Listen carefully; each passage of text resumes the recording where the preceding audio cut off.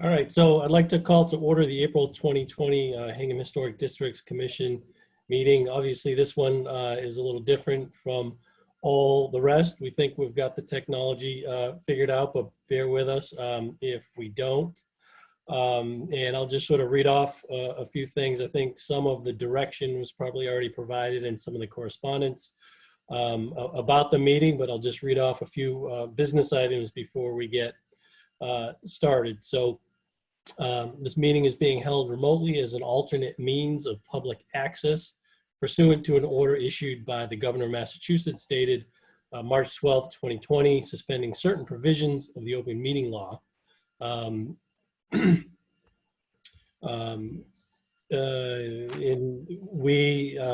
You're hereby advised that this meeting and all communications during this meeting may be recorded by the town of Hingham in accordance with the open meeting law. In fact, this meeting will be recorded and available via Harbor Media in YouTube. And I can see that obviously we've got a lot of people participating via Zoom. There's also alternatively, people are able to call in to a number provided in the notice. So we'll be on the lookout for those who want to speak. If you are calling in via phone and not Zoom, please provide the last 4 digits of your phone number when you identify yourself if called on to speak. And then I'd ask that if you are not speaking, please mute your mic or your phone. And Sherry will be our meeting host. She and I will manage the meeting.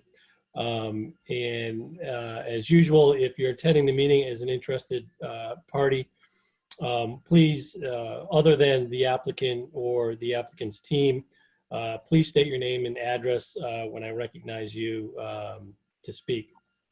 And for those of you familiar with the review process, it will pretty much be the same as we always have. I'll ask the applicant and their team to present the project. I'll then ask for any abutter or interested party comments, and then I'll ask the commission for their input. Any votes tonight will be taken via roll call. For everybody's knowledge, the commission members all do have copies of the plans and applications. There was also a website provided to access that information electronically. So we all should have everything that you have for reviewing the meetings. We may have the opportunity to share screen. And if that is the case, Sherry will provide you with access to share your screen. I think there are a couple applications tonight where that might be useful. So I think that sort of sets the stage. And what I just wanted to do was run through the committee members, the commission members. I think everybody, for the most part, knows who they are, but usually we're the ones sitting behind the table, and it's obvious who we are. But in this scenario, it may not be. So the members are myself, Hans Vonderloof, Carol Piles, Catherine Daly, Ben Burnham, who just went dark, Justin Aborn, Just Ben, Thomas Kindler, Tracy Shriver, so Tracy, and Robert Edson. So thank you all.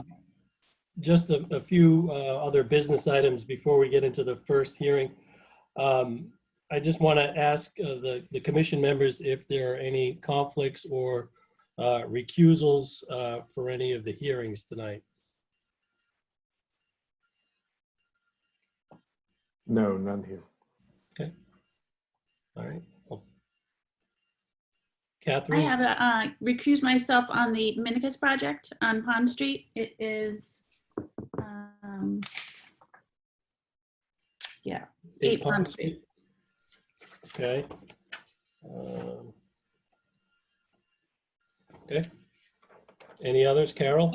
I'd like to just ask your thoughts. I live across the street and 2 doors down from the Carolans, and I can see their house right from here. We're not close buddies, but I do know them. Is that enough to recuse myself? Did you receive an abutters notice? No. And you're all set. Okay. Kathryn, I believe you said you watched the last meeting on Yeah, I'm up to date. video, so that you would be able to vote on 255 Main Street and on the North Street project. Okay. So to that point, I just want to clarify voting members for all the hearings tonight in advance. I'll just kind of run through that list. So on 255 Main Street, it will be myself, Hans, and Kathryn as voting members. And Carol, did you watch the video from the Yes. last hearing? Yes. You did? Yep. Twice. Okay. All right. And so then it would be Carol added, and then Thomas, if you're available, could you be the fifth voting member on 255 Main? Yes, I can. Okay. So I think that should get us 5. 6771 North Street, again, that would be myself, Hans, Kathryn, and Carol, assuming Kathryn and Carol, again, both watched the video. And then the fifth voting member, Ben, if you could be the fifth voting member on 6771 North Street. Yes, I can. Okay, thank you. 53 Lincoln Street, it would be the 4 voting members, myself, Hans, Kathryn, and Carol. Yes. And then if Justin, you're available to vote on, be a voting member for 53. Again. 712 Main Street, again, it would be myself, Hans, Kathryn, and Carol. Justin, again, if you wouldn't mind being the voting member on that one as well. Yep, that's fine. So I've got 53 and 712 Main.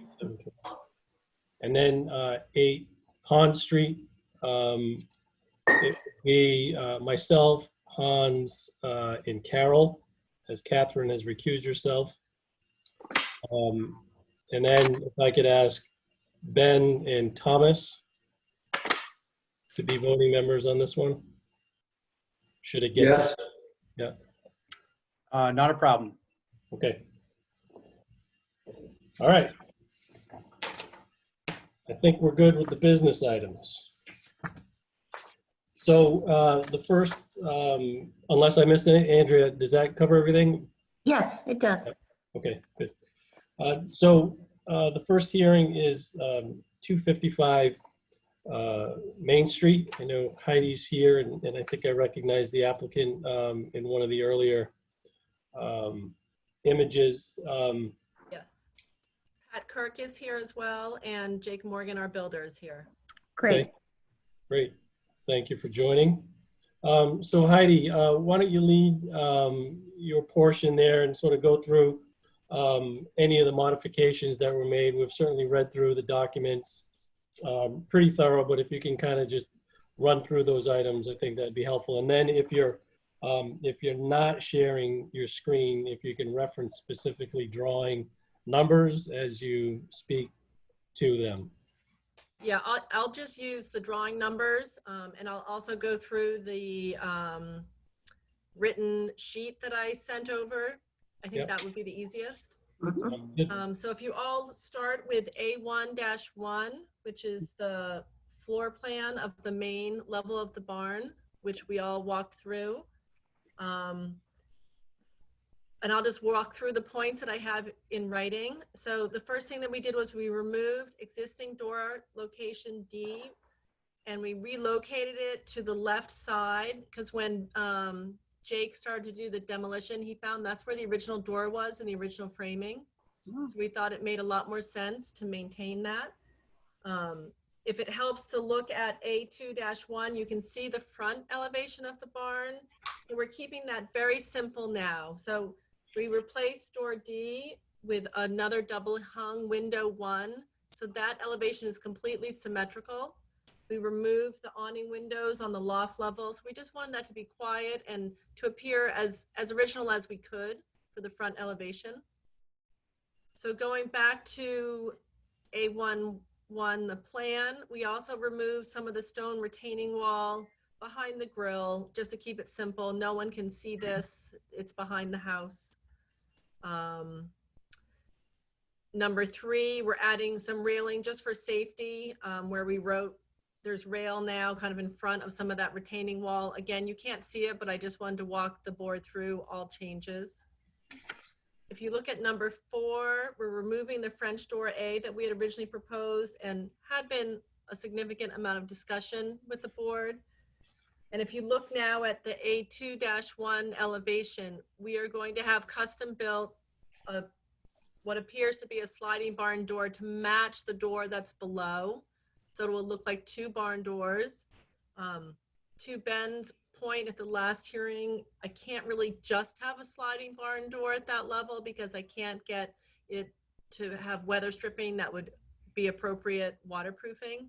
So what we proposed is that large door A is recessed just like a garage door, and it will go up like a garage door, but we're leaving the horizontal kind of shed roof to appear that there is hardware there for a barn door. So the appearance is it's a barn door, and it will act like a barn door. It'll just go up. I mean, this is a recreation space, so we're okay that there aren't screens there. It's really just to access the outside for this space, if that makes sense to everybody. Mhm. So it will have true divided lights just like the barn door below, and it'll be painted the same color. The closest black that we could find is Saywood Pine, which we've used in the past, if that makes sense to the board for color. Yep. And then just going down, number 5, remove double hung window, number 4 in the center of the home office. So we simplified that addition in the back, and we pulled apart French door, the door and the windows. And on the side that you really can't see, we just eliminated one of the double hung, so we had more wall space. Again, it's nothing anyone can see, but we wanted to walk the board through that. All the changes that I'll be walking through, we have revised the window schedule. One question we had was we're comparing the prices of Marvin all wood windows, Colby old wood windows, which I've shown the board a sample of, as well as the Brosco true divided light wood windows.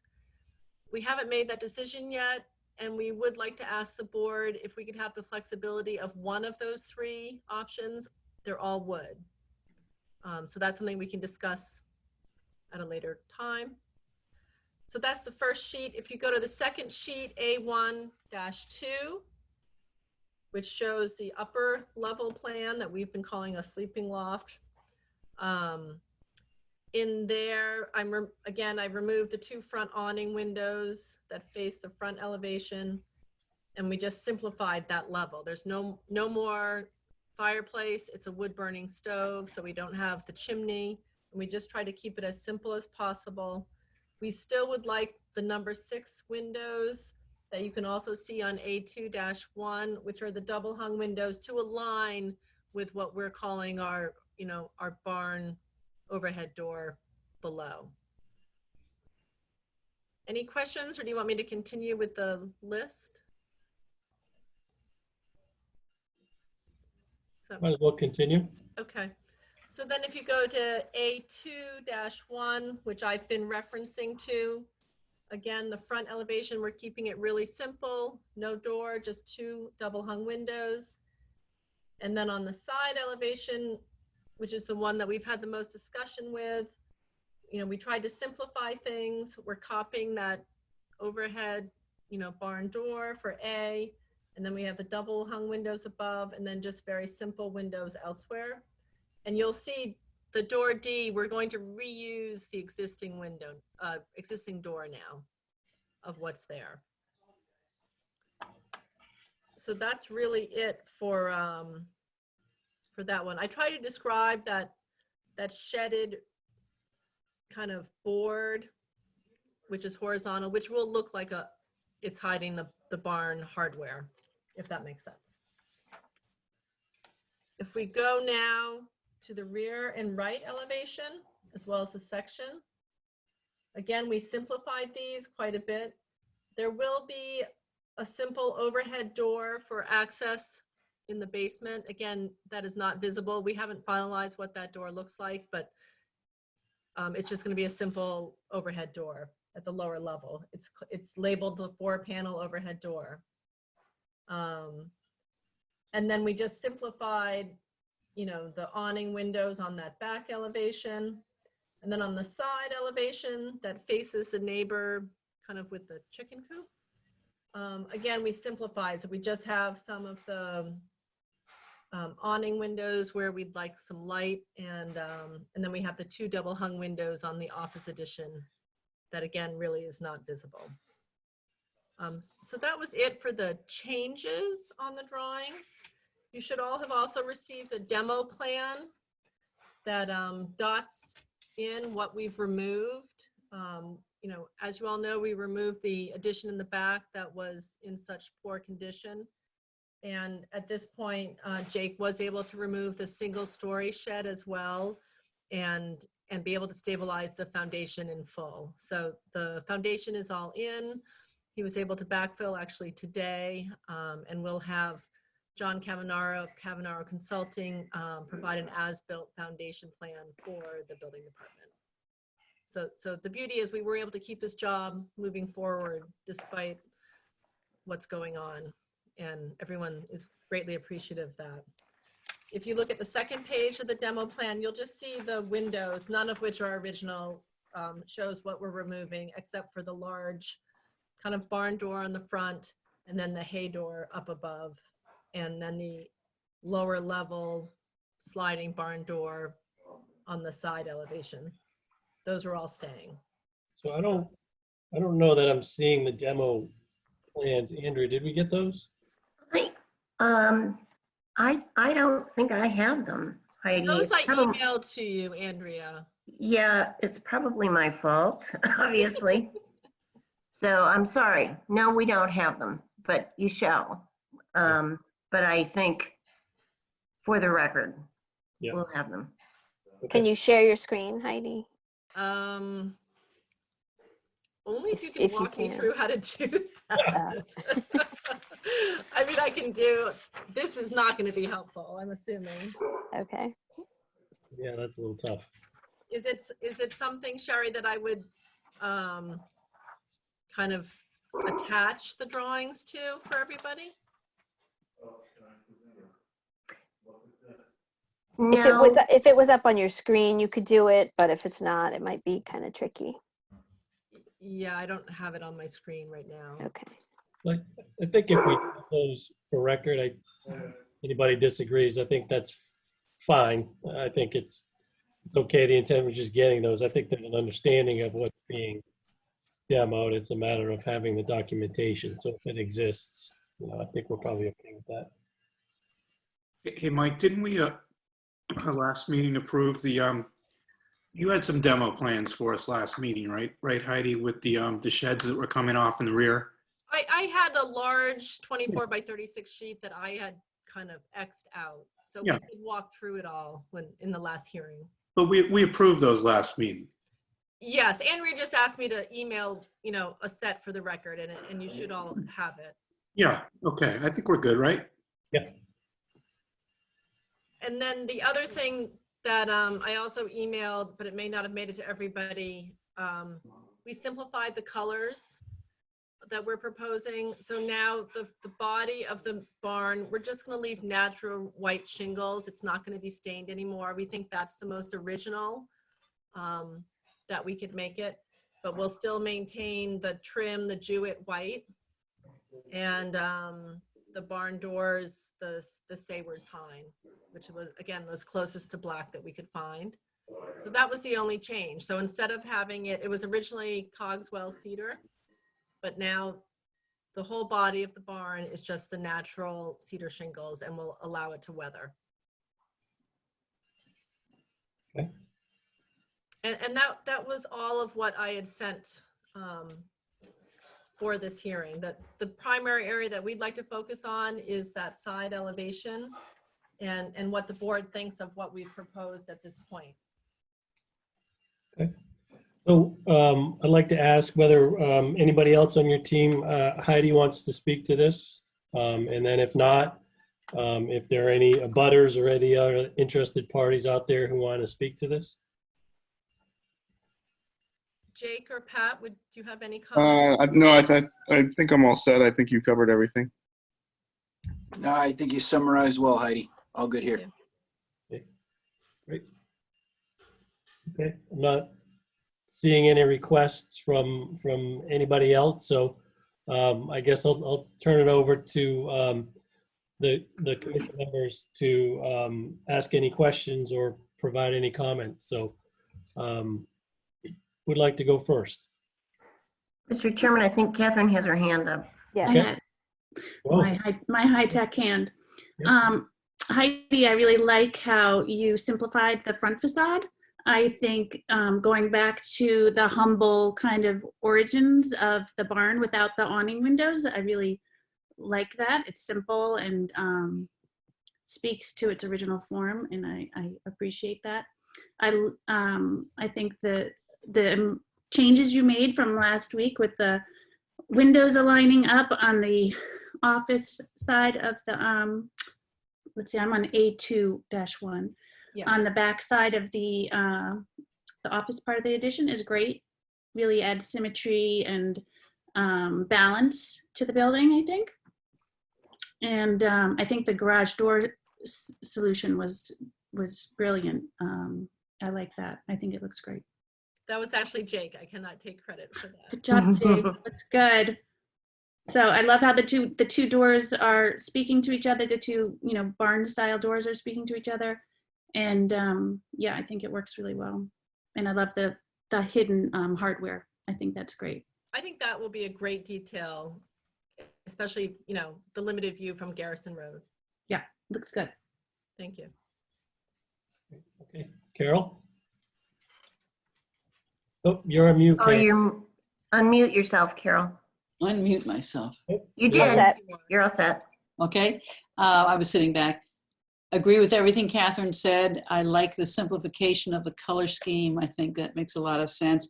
Mr. Kirk, I know that right from the beginning, I think Heidi had said that you had checked with all the neighbors. No one had conflicts with any of what you'd shown them and so forth. Do they know it will be occupied? Was that clear that it wasn't just an exterior changes, but did you explain that what was going on?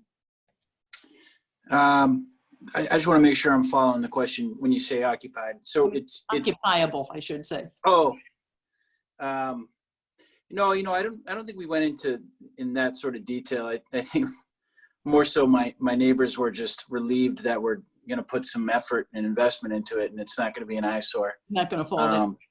Yeah. So I think that to directly answer your question, no. I was considering the neighbors that are very closest to your driveway as you pull into your house. That there's a fence there, but the structure's fairly close. And I'm just wondering, this will be lit up at night when you're using it? And Oh yeah. that cars and that sort of thing. Did you go through that with them so they don't come back to us later and say, "Oh, you didn't tell us what was going on"? So Stan Blackmer is that neighbor who says Heidi references as the chicken coop side. So I think he does understand that, that's going to be an office in the back. I have shown him and shared with him versions of the plan. So, I think he has, he's come along with that way. I can definitely take it as an action to make sure that he understands all that, but he's been very comfortable and supportive and, has been interested in the project the whole way. So. Yeah, you can't be too cautious. Can't be too cautious. It's better to put it in front of them now and go through the whole thing than to come back later and have problems. And we do have high awning windows, at least at the first level. So there will be a level of privacy between the two, which is nice. And it's not lining up with his house. It's really the backyard that side elevation faces. But from the back of his home, assuming he sits out in the evening or whatever, Oh. there'll be lights on right up there. So, and it's 2-story. I don't know. I'd just rather be cautious. Make sure you go through it again with him and never want to upset the neighbors. Sure. Okay, thanks, Carol. Anybody else? Ben? Thank you. Heidi, I just have some questions. Sure. I noticed on, let's see, it's the section. So if you go to A2-2, you show in the section a wood stove. Yes, that will be there. And is this a ventless or vented? It's going to be vented, correct, Pat? There had been a wood stove on the opposite side with a metal asbestos pipe. So we're replacing it, but it'll have a metal asbestos pipe out that side. That's right. Is it safe to assume that this vent will be in the back, or is this going to be on one of the visible sides? It will be on the side that faces the Stan's property. The Blackmers, okay. Through the roof. Oh, okay. All right, very good. It's not a direct vent. It's not, there literally had been, if I can show, or maybe if you look at the existing conditions, elevations, there had been a metal asbestos pipe in the rear left of the structure. Right, so it'll come up through the roof. It's a stovepipe. Yes. Okay. And Okay. it's there. Then I need to better understand in the elevation, if I look at the front elevation, A2-1,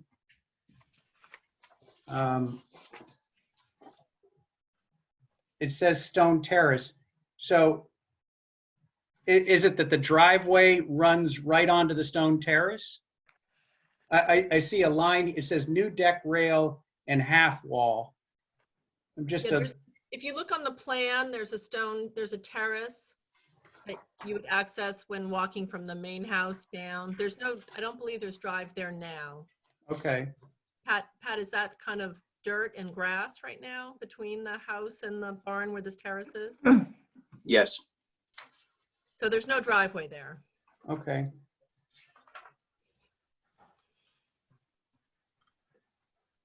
So I'm looking at a half wall is what I'm looking at in that elevation then. And on the other side is a grill. Exactly, yeah.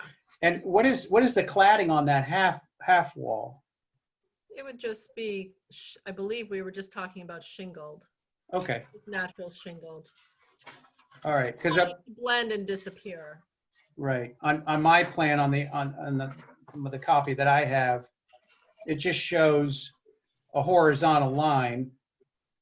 So that will be shingled just like the sidewall. Yes. Got it. Okay. All right.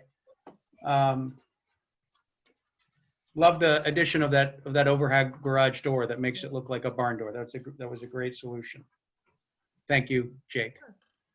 I have no other questions. Thanks, Ben. Anybody else have any comments or questions? I have one more, if you don't mind. Hey, Is Carol. the wood-burning stove going to be the only source of heat in the building? There's no heater, there's no central heat? We're still discussing what we're going to use for heat, if we're going to use heat. If we do have, I think we will have kind of a split system in the home office in the back. That was really what Pat wants to be able to use year round. Right now the main area is more recreational. Mm-hmm. If we do anything, correct me if I'm wrong, Patrick, we would do a split No, that's system right. on the rear elevation that again no one would see. Yeah. No, that's right. My wife wants me out of the house year round, so we'd have to have some heat in the back there. And we just thought a split system would be the least invasive to the building and not visible. Yeah. So is there no vent visible from the outside with the mini split? There is, but it would be on the rear elevation that no one can see. Because we have wall there. If you look at A2-2, that rear elevation, it would be back there and it would not be visible.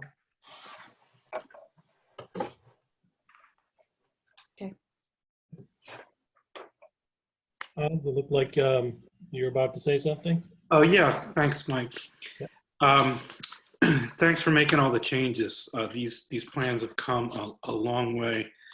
So just a couple clarifications on the color scheme. So you're thinking about doing, white cedar shingles, correct?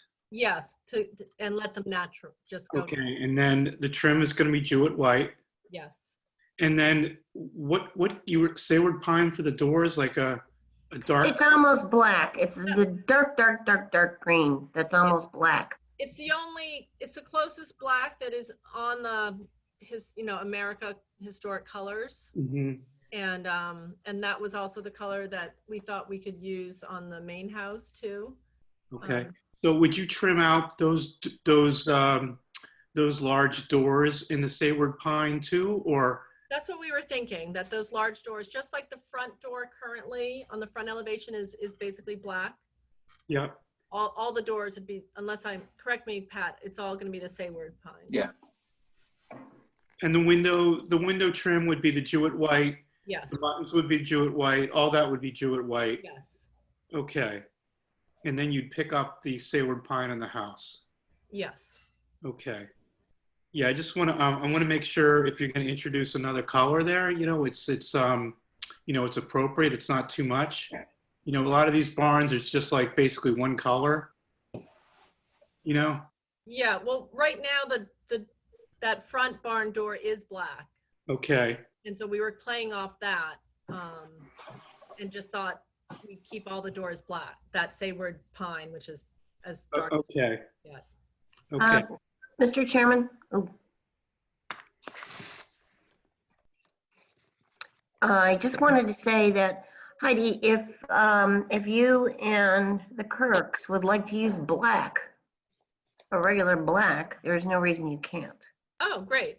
I just wasn't sure if I was stuck, if that was not a historic color. No, black will be fine. Great. That would be great to have the option of the two, one or the other. Okay. Okay. All right. And then my other question related to the windows. I think last time we talked about, not doing anything with a screen or a storm because it's a barn, right? So. Yeah.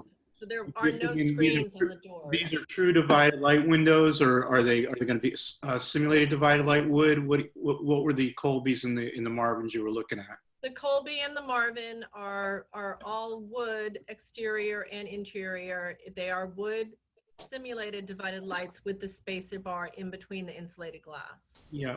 So Okay. that's how we can get this divided light as thin as historically accurate as we can get, and still have an insulated window. Yeah. No, I think we talked about that last time, and I thought we felt that would be appropriate for the barn. I just the screens and the storms. I don't think would be appropriate for this. No. Okay. All right. And then just a clarification on the mechanism for the doors on A21. The big. Is this going to be? These are like overhead garage doors, Jake. How is this going to work? Yeah, it would be, you would have on the inside, it would be exactly like an overhead garage door. So it would open up into the building like a garage door.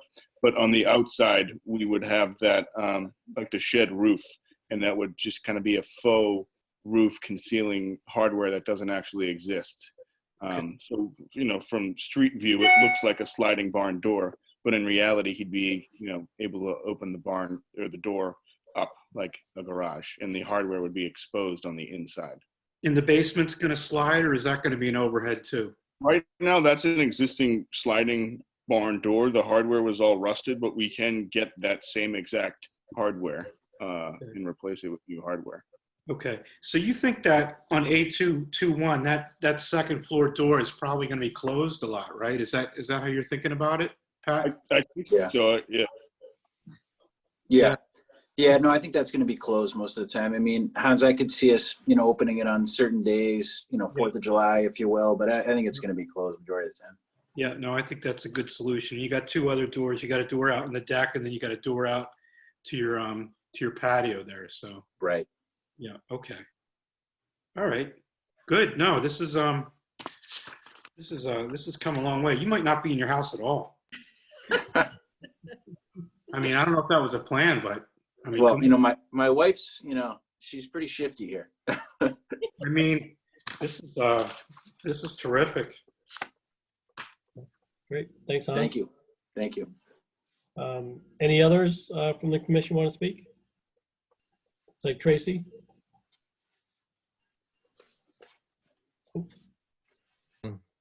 Just a quick comment, but Heidi, I saw the first presentation in February. Unfortunately, I was on vacation in March and did not get the walkthrough, but I was definitely a proponent of the kind of more modern facade, which it seems like you've taken a much more different approach. But I just wanted to say that for any future things you may be working on. So. Thank you. I appreciate that. It also came in exorbitantly expensive, so we thought this route worked better with the project on the whole. Thanks, Tracy. Okay. Any others want to comment? Nope. Thomas? Well, I just want to say that I think this came out great. I really appreciate you listened, and I think this has been a great progress and a great sort of example of where it starts and where we finish. And I just want to commend you. I really appreciate that you listened, and personally, I think this came out really, really well. So thank you. Thank you. I think we are very happy with the final result as well. Yeah. Okay. Good. Okay. Well, maybe we're in a position to make a motion. And before I do that, I just want to remind everybody, the voting members on this one would be myself, Hans, Kathryn, Carol, and Thomas. So if we're ready, if somebody would like to make a motion.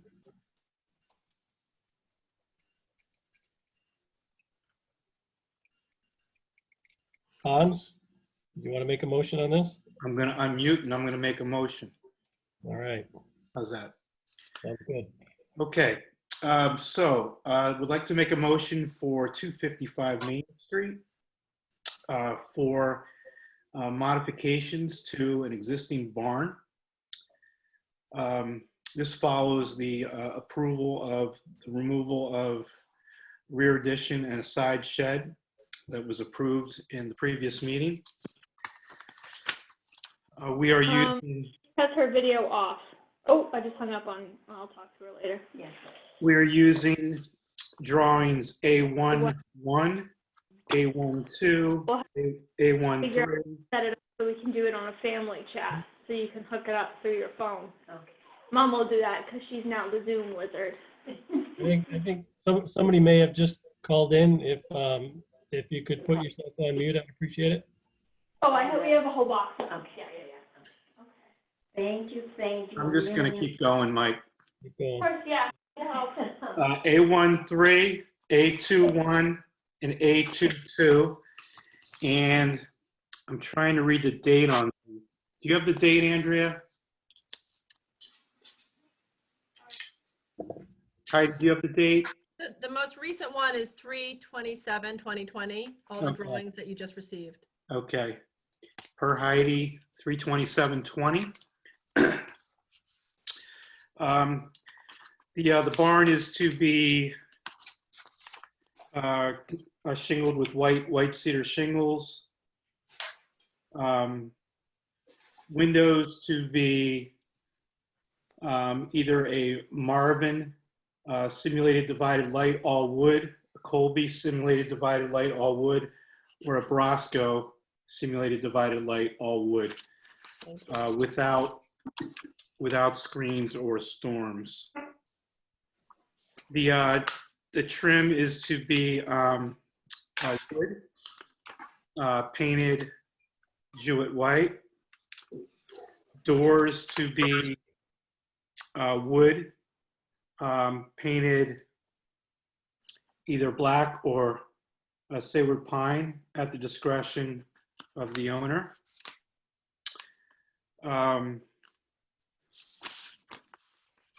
Roof to be asphalt.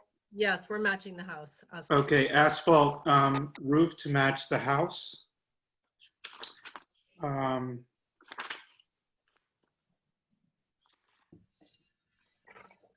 A small wall will be constructed per the drawing on A11 and A21 to the left side of the barn. That will be also a white cedar shingle. Decking to be, I don't know if we talked about the decking you were going to use. It would have been in your product and materials, and it's mahogany. Okay, mahogany. And how about the railing? It's mahogany. Mahogany railing, painted or natural? Just let it go natural? I thought we were going to let it go natural. Okay. I wanted it to disappear. Okay, railing to be mahogany natural, decking to be mahogany natural or without paint.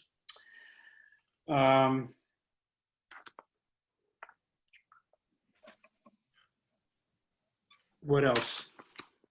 Heidi, on an earlier submission, you said shutters, but I don't see any shutters here. Have those been deleted? That was for the main house. We're going to do the Sayward pine shutters. Okay. We're not doing any shutters on the barn.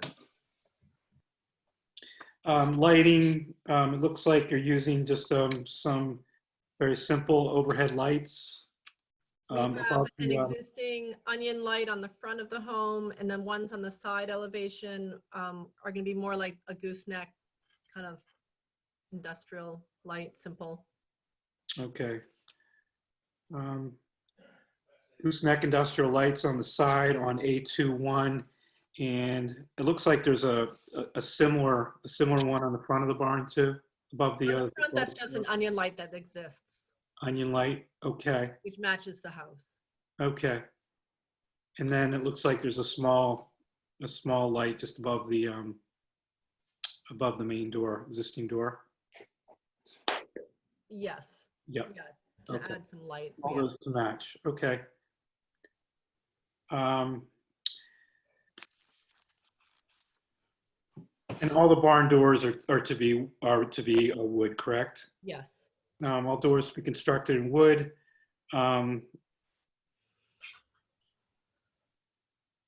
Windows, it looks like 6/6. Yes. All throughout, except as noted on A21 and A22 to match the drawings. What else? Am I forgetting anything? I think you said the condensers would be on the rear elevation? Yes.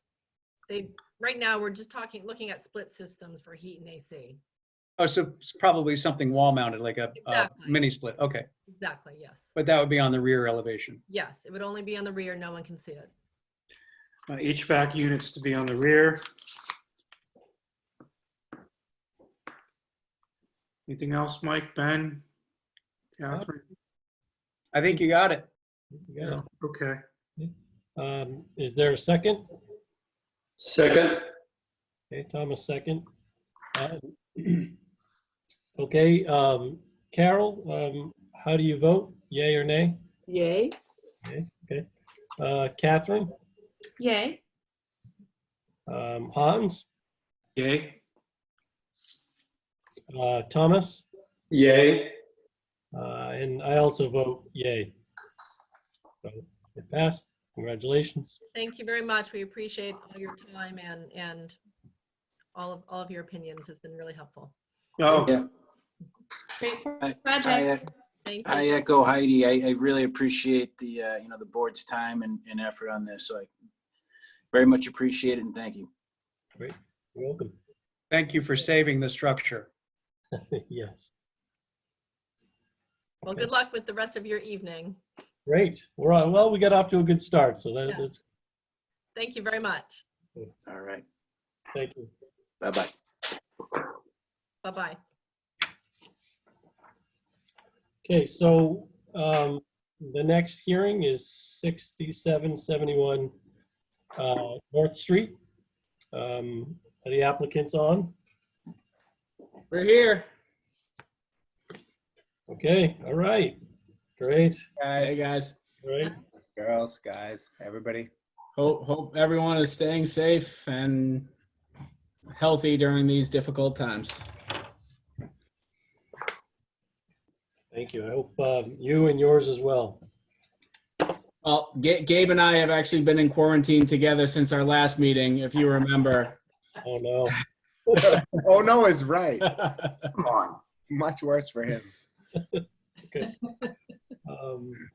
Great. So why don't you guys walk us through? I know you've obviously been in front of us before. I think we talked last time about, you know, obviously the windows, the style of windows. I think we talked last about potentially 6/6 as opposed to 2/2. So why don't you just walk us through that a little bit and tell us where you are now? Sure. So, you know, we did our best. I can't tell you how many hours I spent searching Hingham then and now on Facebook, and, you know, Google research and, you know, any other resources that were available to us to try and find a time where we could have pictures that evidenced the 6/6 here at 67 to 71 North Street to no avail. And, you know, I had pinged Andrea earlier last week to see if there were any other, you know, resources that may be available, and, you know, kind of exhausted our efforts. You know, we did go ahead and make some corrections to our proposal, particularly to, I think, Tomas's point regarding the SDL versus the ADL. That was an error on our Hingham Lumber's part, and the spec sheet that they had sent over was not accurate. We have resubmitted with the authentic divided light, and we also carved out a handful of windows altogether to be replaced, as you guys had mentioned, and as we had alluded to, that will be addressed hopefully within the next 2 to 3 months in another application when we go ahead and request permission for a symmetrical addition as we did off the back of 6971, and as we had promised we were going to do when we all first went through this process together. So really just isolated the windows that we are looking to replace in the near term, and as Gabe and I prepare to go through the zoning, the ZBA to approve the addition, and then eventually approach the Historic Commission as well, address the remainder. I think we had submitted 34 windows initially. Now we've only identified 30 that would like to replace soon here. Okay. Thank you. And, you know, I appreciate your efforts in responding to our inquiry about the 6/6 versus 2/2. You know, I think the fact that it currently exists as 2/2 and it's being replaced as 2/2, you know, I don't know that there's much argument to go otherwise. I think the suggestion was, you know, a suggestion, and I appreciate your efforts in looking through that. Just so I understand, based on the packet that you had given us last time, I'm just going to flip through the pages so I can confirm the number of windows that we talked about last time, which I think on the front, there were 11 windows. Correct. On the left, it was 7 out of 8. Correct. On the right, it was 9 out of 9. Which I did submit a revised kind of overview of the work that carved out 2 of the windows off the rear, the upper and rightmost, and then the one adjacent to that. Those windows are probably 3 to 4 inches smaller than the rest of the windows we're replacing, and that's kind of where the addition is going to be. And as we go in front of zoning and ultimately back in front of historic, we would like to address those at a later application. So speaking specifically to those windows, when we try to architecturally tie this flat roof section back into the building in a more aesthetic and connected manner, the top 2 windows are gonna be full height and matching the rest of the windows in the building. So we don't want to put in to replace them now in a smaller fashion. We'd rather have them be cohesive with the overall aesthetic of the building. So when we prep the architecture for the rest of the work so that we can bring this building all the way to fruition, we want to replace those windows on the second half of this proposal. So those 2 windows we're just going to hold off on, if it's okay with you, and put them in when we have the full design done so that they match and we can actually bring this whole building together so that And so are you still planning to replace the 2 on the first floor on that bump out? Or are you going to hold on those and just replace the windows on the main body of the house? Plan to replace the first floor windows as we see no changes proposed in the existing, what is a kitchen now will remain a kitchen, and those windows will remain as well. Okay, so then at the end of the day, the right elevation, it's 7 out of 9, right?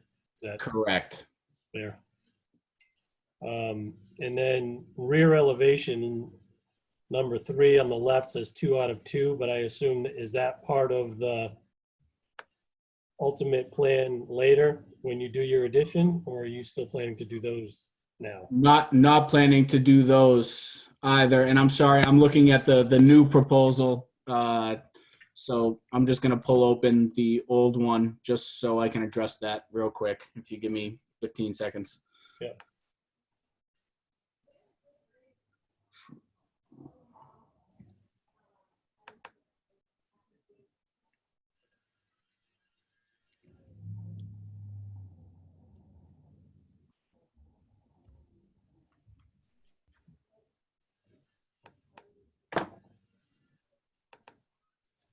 I'm also doing the same as you are too, so.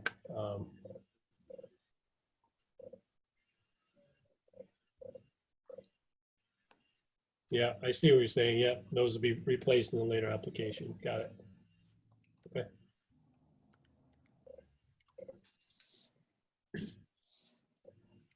Figures. I only brought the printout with me. I can't pull the PDF up right now. Sorry, guys. I'm looking at it on the link online, so I got you. Yeah, basically pressing pause on that whole rear portion of the building that will be redesigned and submitted again in the coming months. Yeah, in the 40s, they put space back on 2 sections of this building that they were working around. There was some sort of a drainage system in the middle between the 2 outside units, and subsequently we've designed, dug up, and restored the area in between.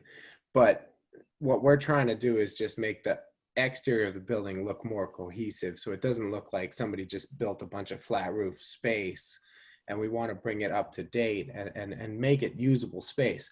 So I think that we're going to spend some time, money, energy to design something appropriate and reapproach zoning, and then come back to you guys and have a conversation about, can we do this? Does this look appropriate? Does it bring the building up to what you want?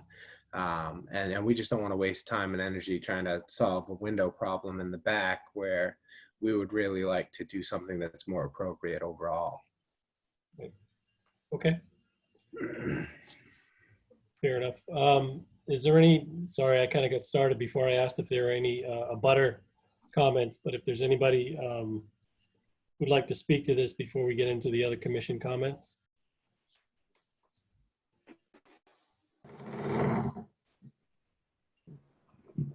Okay.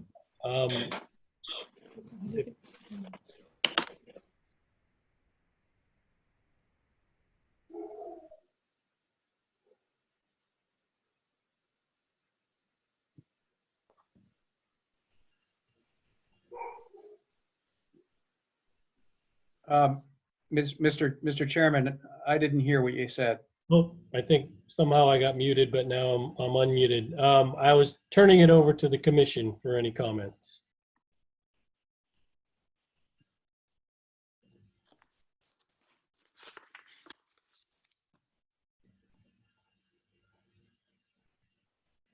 Does anybody hear me? I hear you. I have no comments. Okay. I didn't know if I was on mute again. It doesn't sound like anybody has any comments. That's No comments, thanks. that might be.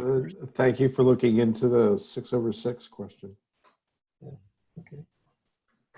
Great. So I don't know, and maybe we're in a position to make a motion here on this one. And just to reiterate, voting members on this is myself, Hans, Kathryn, Carol, and Ben. So if I could, if Ben, if you're in a position to make a motion, if you wouldn't mind. I will make a motion. Let me just call up the application online to get the current one. Yeah.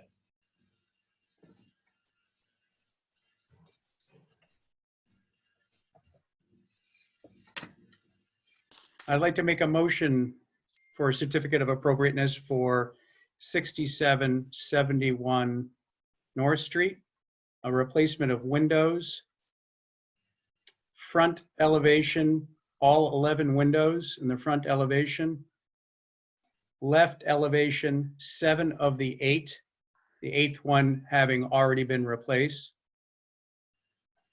This is on the left elevation. Right elevation, all windows except 3 on the right elevation. This would include the casement window is excluded, and the 2 windows on the 2nd floor of the flat roof addition, that is excluded.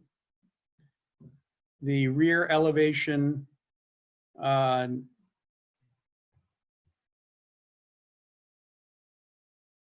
rear elevation number 1, it says. So this is just 1 window in the lower left-hand corner.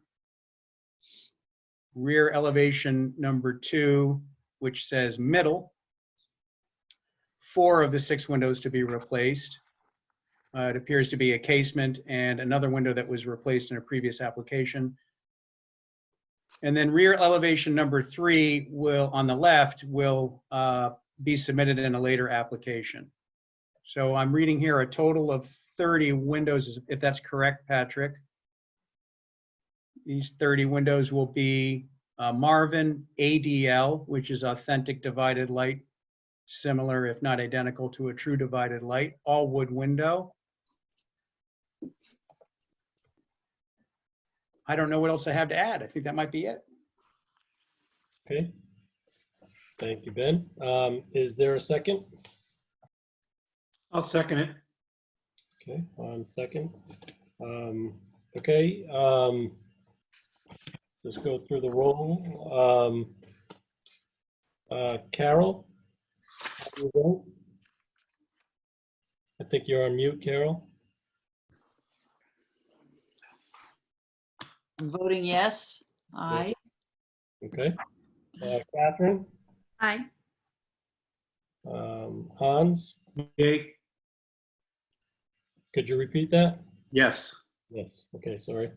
Ben? Yay. And yay for myself.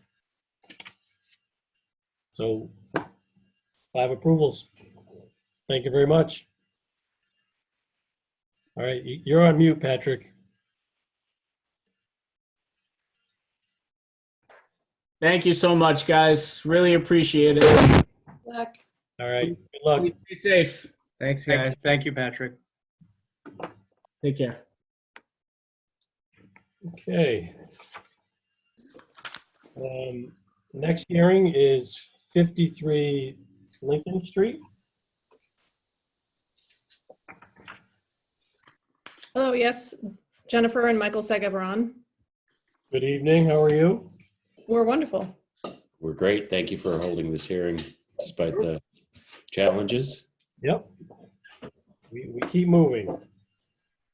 Amen.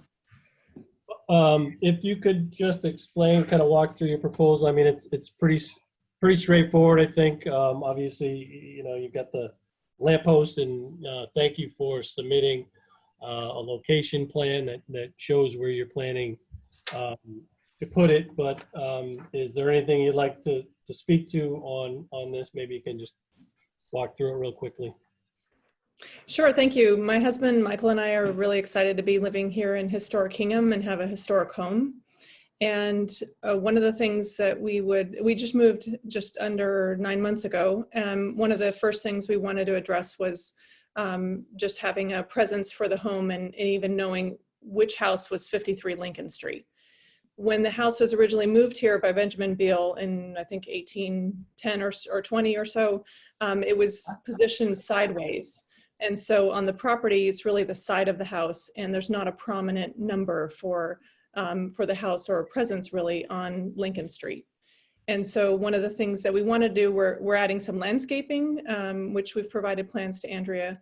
But for hardscaping, we wanted to include a lamppost, which would be a wood lamppost with a Vidalia onion light, which matches the Vidalia onion light that is on the original front of the house.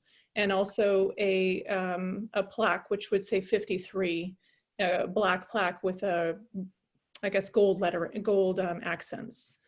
And so we have Walpole has come up with a design that we've worked with Lisa Swanson and Zinnia Designs to create a proportion that's appropriate for where it's going to be located.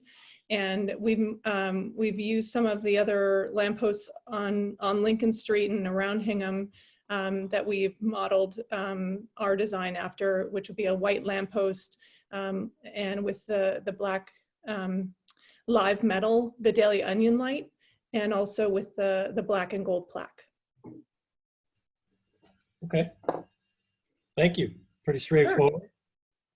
Sure. Are there any abutters out there who want to speak to this application? We could show it on the Zoom if we like, but it sounds like you received the detailed information. Yep. We've got all the, I could, yeah, try and show all the paper. You can with the screen with sharing. the live screen. Yeah. So, okay. Any comments from the commission on this? My only comment would be I applaud the goal of getting a house number on there especially for emergency responder purposes. Yes. Thank you. Okay. Anybody else? I have a question. So on the paperwork, it says that it's an ASAC composite material. Is it not going to be made out of wood? I thought it was being made out of wood from my conversations with Walpole.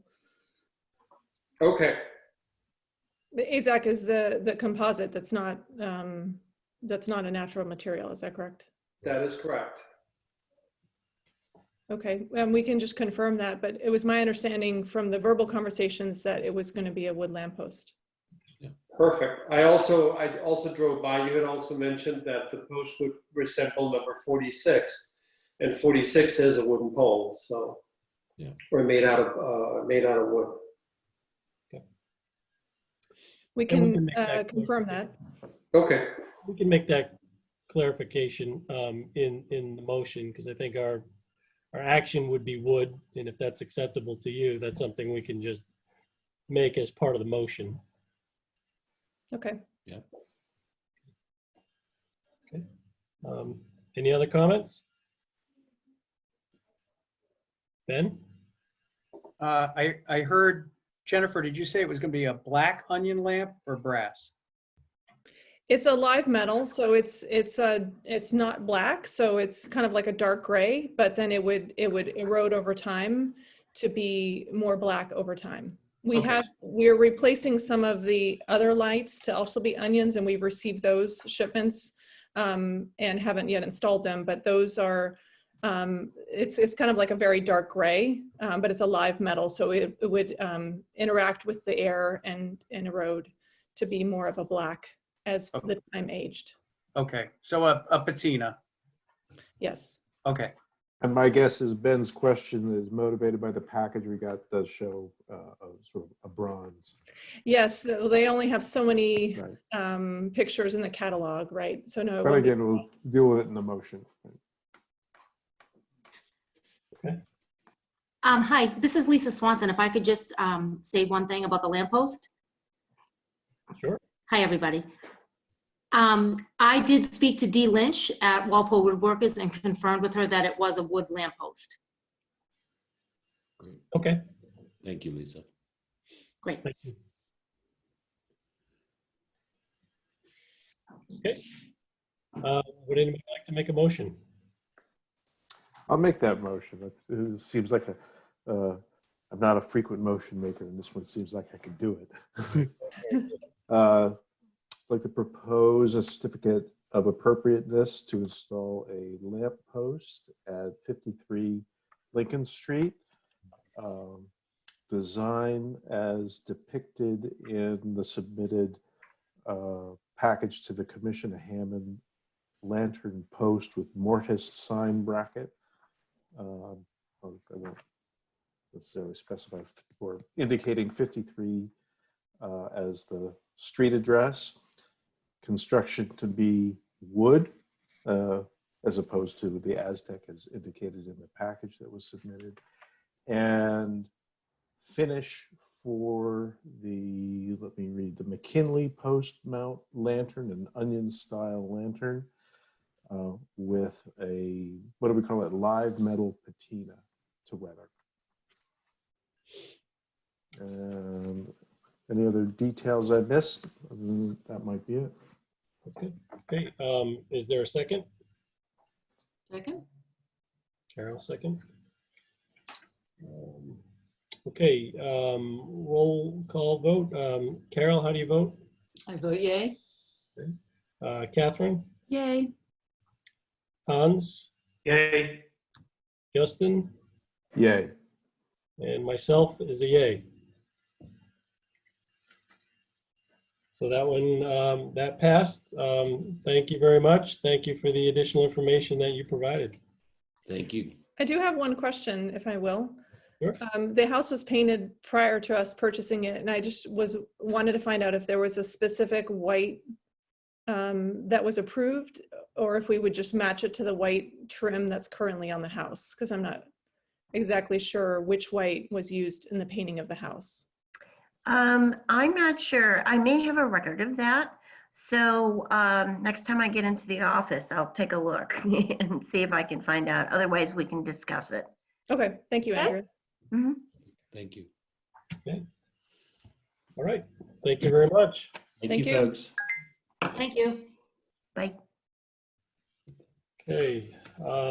Next hearing is Leave meeting. 712 Main Street. John and Sarah Carolan.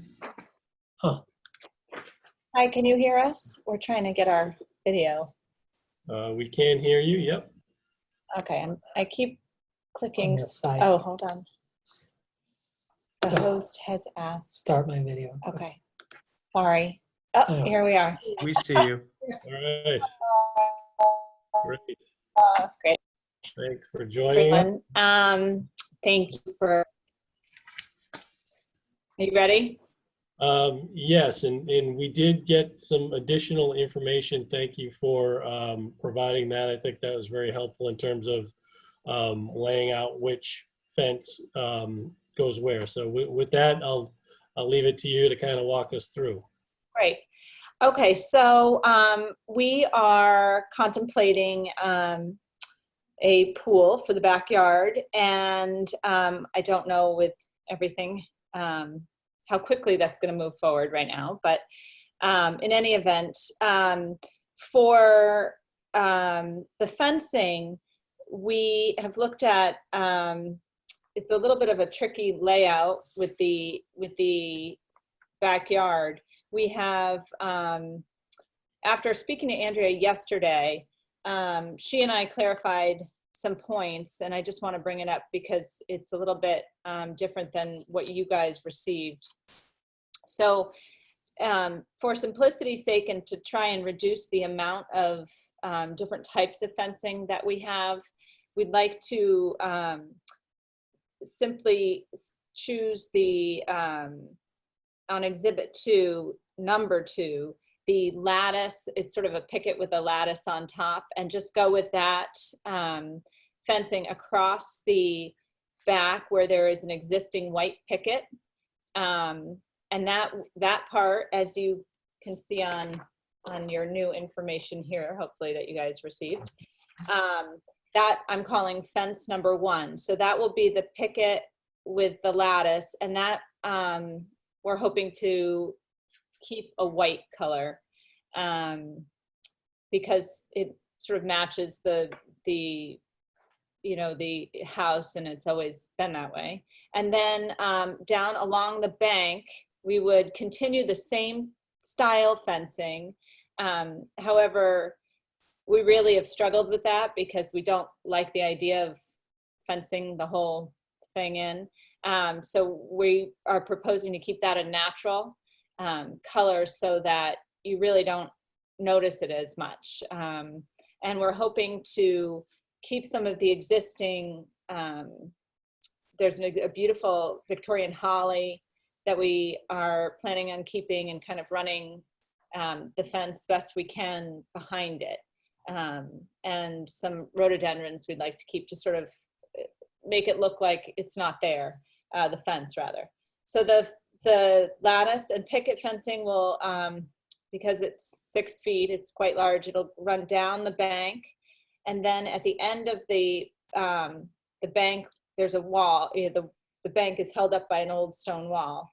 It will run on top of that. And then at the end, we will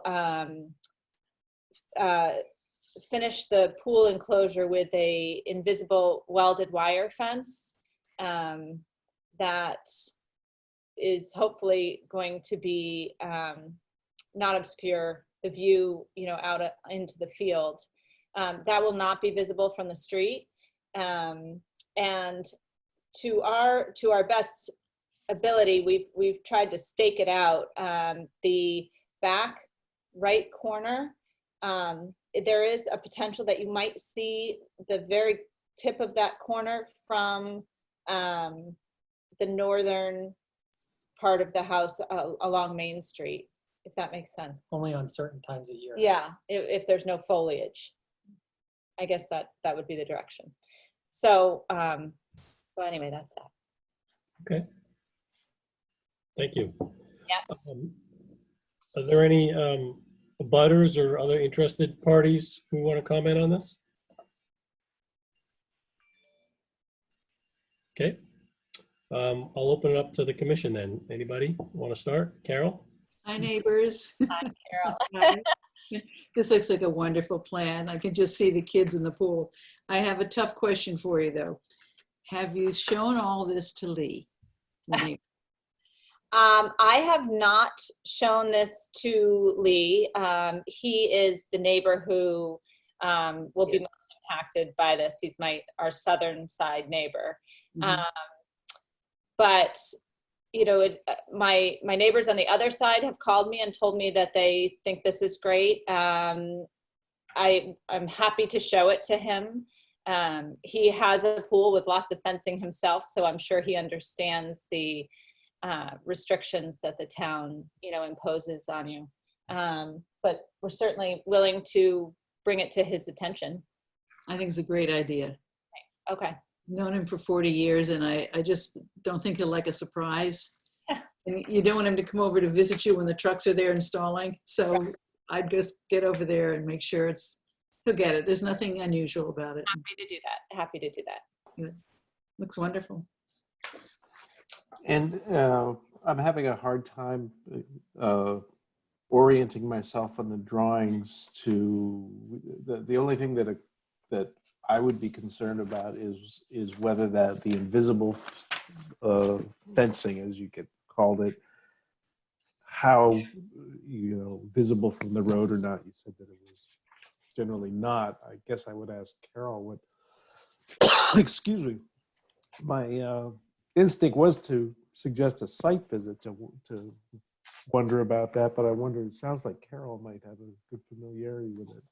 I'm, you know, except for the fact that it's dark out, I'm looking right at the house, and I see this side that I just asked about, leaf orchards on that side, and there's already a fence there, and then the barn's behind it. I don't see anything here that I guess it's sort of hard to notice, but the land really drops off. They have a nice flat landing that comes out the back of the house, and then it's, you know, it's just asking for a pool right there, and the barn shades one side, the neighbor shade the other side. What you'd see from Main Street right here would not appear, I don't think, much different than what's there right now, a little taller. Yeah, the most beautiful azalea there I've ever seen in my life. It's a coral that, you know what I'm talking about. Absolutely gorgeous. And you're saying white, you know, this one sample you showed is green. You're not thinking about that? No, it would be painted white where the existing white picket is, and then natural down the bank, like I said, to try and just make it look like it's not there. Best. Yeah, it drops very quickly. You know, I mean, we could all go by if you could see it from the road, you just drive by, but I don't know what you gain from that. We can't all go together, so. I bet you probably can represent the situation fairly well to us. Wouldn't bother me. I can, you know, people have them all over town. There's fences and backyards, and you've got to be safe for the kids, and you've got a pool. As you said, your neighbor's got a pool too. And the friends have already talked to you on the other side and said this is good with them. Okay, Hans? Hey, thanks, Mike. So a couple questions. On the gates, what are they going to look like? I mean, our plan is to have the gates be the existing fence, but, you know, with the self-closing mechanisms, I'm happy to, you know, take your advice on whatever hardware you suggest. The hardware that we have existing now on the picket is, you know, black wrought iron and sort of gate hinges. I guess that would be, that I would keep it consistent with that, and whatever, you know, if you have any suggestions. Okay, so on the fence number 1, you're going to do a picket gate. Is that kind of what you're thinking? Yeah. Okay, and that's going to be a just a kind of a standard picket, you know.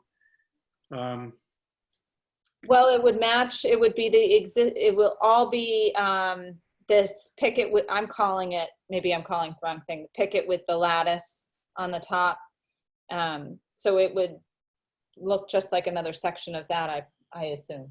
Oh, so it's like fence number 2. Fence number 1 is like fence number 2, only it's white? That's right. The only difference is that fence 1 and 2 are the same exact fence, just number 1 is painted white. Yeah.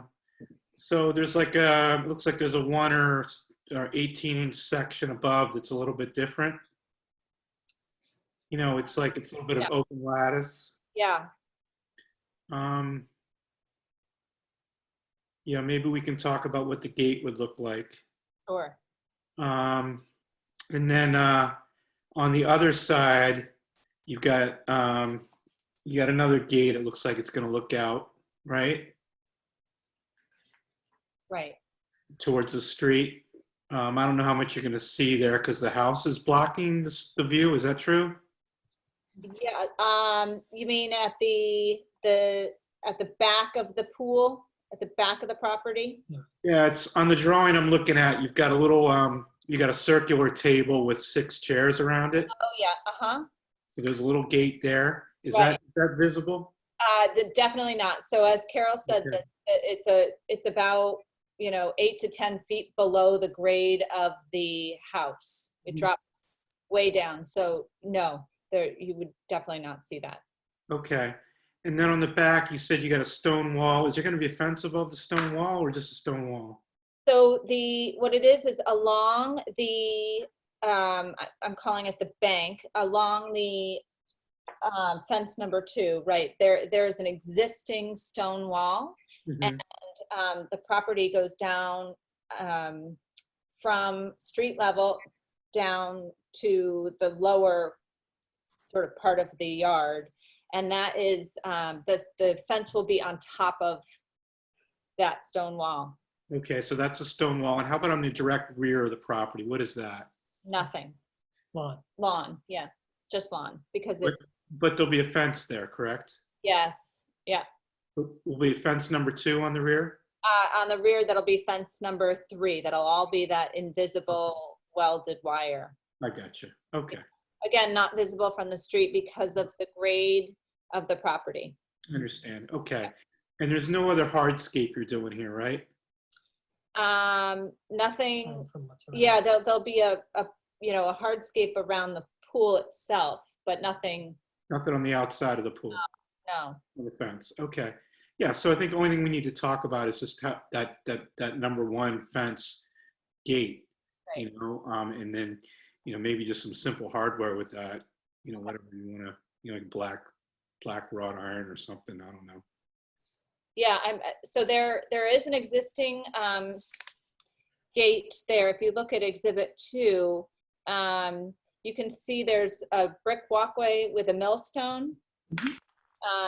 There is a gate that's open all the time there, and maybe I can take a picture of the existing hardware that's on that gate. Oh yeah, I guess it's kind of dark now, but and if at all possible, it would be my intention to try and reuse that if that's possible. The hardware. The hardware. Yeah. But or that similar style. I'm certainly happy to take a picture of it and send it to you, or we're amenable, to any suggestions that you might have. No, I think the primary, my primary question is what that gate's going to look like with that lattice above it. That's all. Okay. Maybe we can figure it out here. Looks like Andrew, you have a question? Yeah, I thought that it would be just like a panel, one of the fence panels, but it would be openable. That was the impression that I got. Yeah, that's the intention. I don't know. I haven't thought about the hardware, to be honest with you, on that, but we'll talking about the whole gate. Yeah, but the gate itself, right? The intention was to have it be just like a panel that. Oh, solid panel without lattice. No, it'd be the same. Right. It'd be the same. It'd be just like a panel of the lattice, with the lattice. Oh, I don't know if there's pictures. So like I'm not seeing that shows up. Like the. That's not working, Justin. Yeah, that's not working. But Andrea emailed an additional exhibit showing the green stuff in this exhibit, the green colored fence example. But the gate would be analogous to what we see in that exhibit that was sent out. Is that right? Yes, exactly. Is the hardware wrought iron? That would be my intention. Yeah.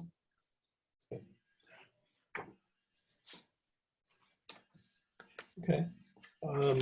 Ben? So John and Sarah, one thing that may, reusing the hardware may be a problem because many times these gates have to be self-closing and locking because it is guarding a pool area. So I don't know how much flexibility you really truly will have with the gate hardware. I think the concern here is just that the door fits with the actual fence style. Okay. And isn't the idea of a black wrought iron look sufficient for the commission? I don't think so. I think that could be made as part of the motion. It seems pretty standard. I would be comfortable with just painted black. It doesn't need to be a wrought iron. I think that might be a hard bill to fill. Right, wrought iron appearance, I guess, is all I meant. Sort of faux. Okay, any other comments, Robert? Looks like you're on mute, Robert. Okay, my understanding is that if you're going to have a pool, the law requires you have a fence, right? You can't have a pool without a fence. Right. So the fence has to be something that maybe neighborhood children could not climb over, right? Yes. And it has to be locked when the pool is not in use. Yes, it is self-closing, automatic locking gate. Yeah. Okay, yeah. So, okay, the whole issue is if you're going to have a pool, you have to have a fence. And so we're looking at the style of the fence. I just think it needs to be, a kind of a fence that is secure enough, that's all. And it sounds like that's what you have.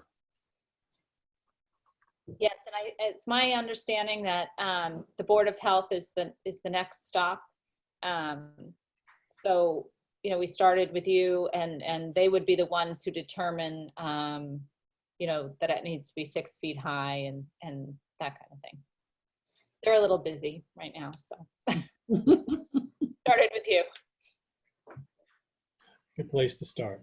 Yeah. Okay. All right. Are there any other comments? Just double checking it's all wood.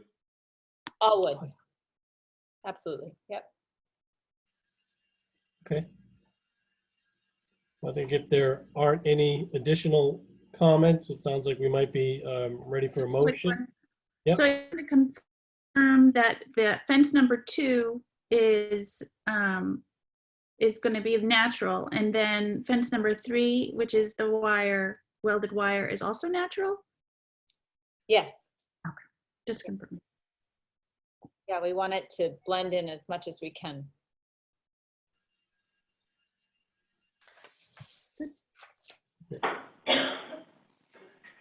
So just to reiterate, voting members, myself, Hans, Kathryn, Carol, and Justin.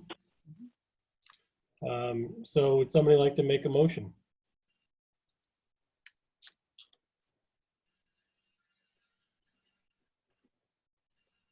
Anybody? Can I? Well, I don't know. I'll give it another go. I'll do 2 consecutive ones. All right, Justin. I'd like to make a motion to install a pool, I guess I should say, is it 3 pool fences at 712 Main Street rear. Let's see, look for right details, partially visible. Fence design to be consistent with exhibits 1 and 2 submitted to the commission, stipulating that all construction is all wood, that the fences in question will be natural colored, that gate hardware will be have a wrought iron look. Doesn't have to be wrought iron, but simulated black wrought iron hardware. There are 3 fences in question. Fence number 1 indicated as a picket with lattice, and that's actually painted white, I see is the indication. Fence number 2, picket style with lattice top, natural, unpainted. And fence number 3 is an invisible welded wire fence, not visible from the street to a substantial extent, with natural wood framing.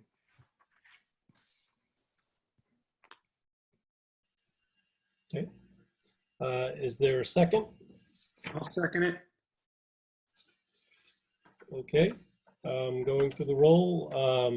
Carol, how do you vote? Aye. Kathryn, how do you vote? Hans, how do you vote? Aye. And Justin? Aye. Aye. And an aye for myself as well. Great. Thank you. Much. You guys are on a roll tonight. Keep going. Good mood. Oh yeah, thumbs up. Great. All right, thanks guys. Have a great night. All right. Okay. Right. 8 Pond Street is up. I see the applicants on the screen. So I think what would be good, I think we've got the packet of documents, the drawings that were issued. We've got the paper versions and the electronic versions. So I think what would be helpful would be if the applicants and your team sort of walk through it, even though we are familiar with what we saw last time and with our site visit. If you could walk us through the drawings and the design. And as you do so, please reference specific floor plans.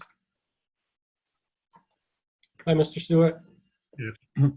I just wanted to say I wanted to thank you for your original decision, which gave us a approval subject to refinement of the design to your acceptance.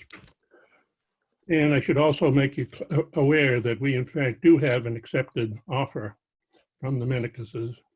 So we're in the process right now of probably a purchase and sale next week and hopefully a closing within the next month. So I just wanted to make sure that you were aware of the situation. And again, thank you for your original approval. Okay, I appreciate that update, Mr. Stewart. That sounds like great news. Certainly. Let's see. Mr. Chairman? Yes. I just want to mention, I just got an email from Tracy. He had to leave us because he has to go to the Conservation Commission. Well, he's got to join that meeting. Oh. So we don't have him anymore. Okay. All right. Thank you, Andrea. Okay, so can I? Okay. Yes, please. Oh, yes, I just wanted to, Christy Orsay from Campbell Smith will be reviewing everything with you, but I just wanted to say to the committee, thank you very much, because the last meeting, I thought it was very helpful, the feedback that we got. Again, we were trying to submit something that was giving an idea of what we were looking at, but since then, the architect and I have gone over floor plans in a lot of great detail, and I think we've come up with something great, and I think we really tried to adhere to the suggestions, so we hope you like it as much as we do. Okay, great. Well, Chris, take it away. Hello, I'm Chris Diarce. I'm with Campbell Smith Architects, and I'd like to thank you for reviewing this project, and I just wanted to go over a couple of things. So we were tasked by our client to come up with an addition to make this house a usable and relevant house to a modern family. The program includes a kitchen on the first floor, a new stairway, a mudroom, and a half bath. And on the second floor, a master suite with a connection to the original house. And as Mr. Stewart pointed out, it's your approval tonight for at least the demolition is important to the seller and to the buyer. And I hope that we've given you enough material here that you can make that decision. So I'd like to go through the 6 pages that I provided you, and I could do a screen share if that would help. Sure. Sherry, are we able to make that happen? Yep, I will allow him to do that. Give me 1 second.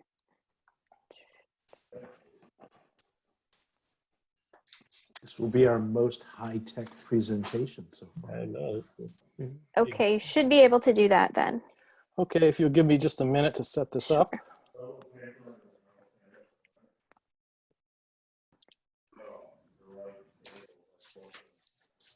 Okay, so I'm hoping you see page 1. Yep. Yep. And this gives a location of the project is right in the middle. The lot is in gray at the corner of Pond Street and Main Street. And we're essentially asking to remove an existing 12 by 38 foot addition and replace it with a new addition that is 19 feet by 56 feet. The drawing on the top shows a conceptual schematic site plan with the new addition off the back and then eventually a new barn. And you can see the neighbor's house is quite close. It's about 17 feet away from the existing old cape. The house is offset on the lot. It's on the very right-hand side facing the house from the street of the lot. The middle drawing shows the proposed demolition. So the back L, there's a newer sunroom and the kitchen L, which I think you talked about at the last meeting.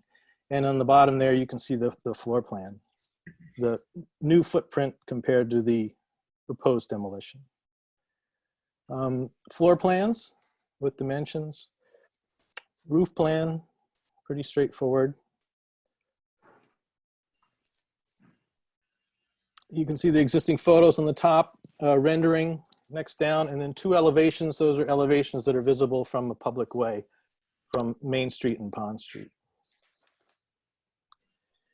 And we did some research in the neighborhood and found some very similar projects, capes with long additions off the back, 2-story additions off the back, and side entrances, shed dormers, and in the historic district as well. And here is window schedule and materials. And I did watch the last meeting that you had, and I'd like to address some of the things that we've come up with.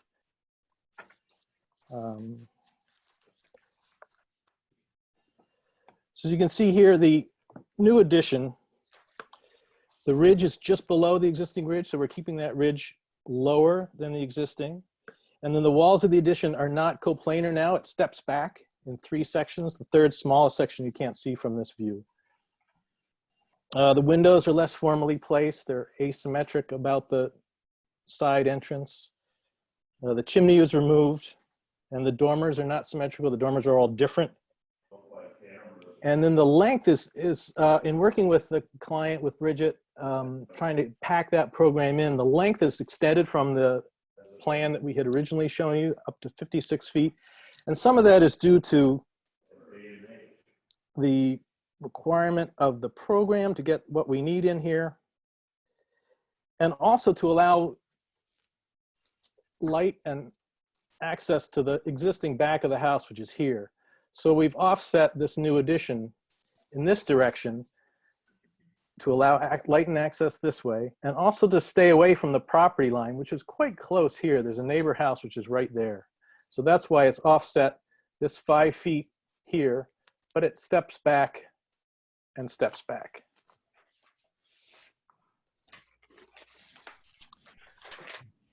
Let's see.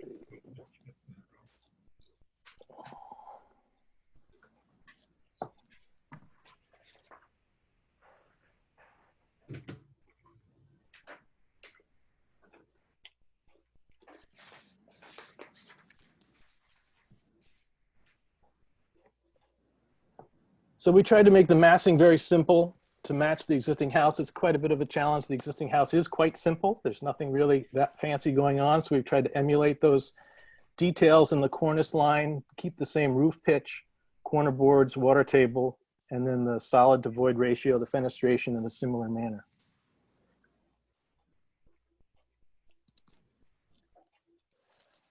So I think I've gone through it. Do you have any questions, or can I show you anything?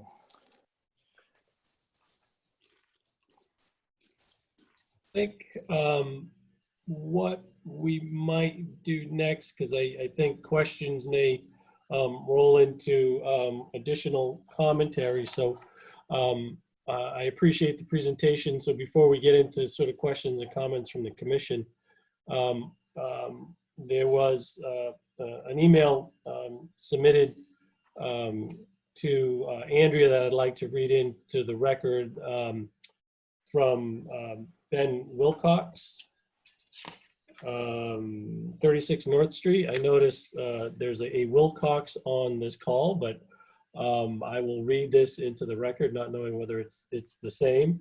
So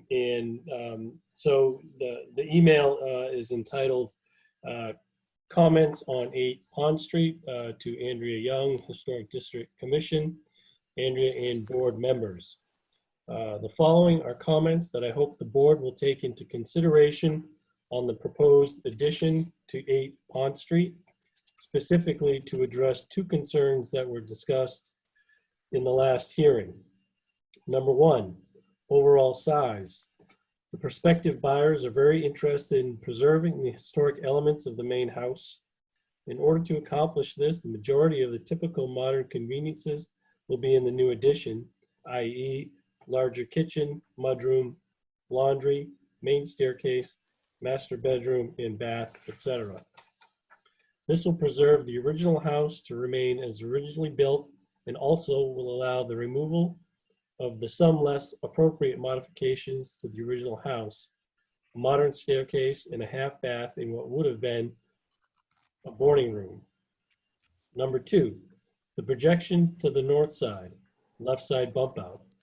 In an effort to shorten the length of the new work and shield some of addition from the streetscape, the addition will be wider than the previous kitchen and sunroom.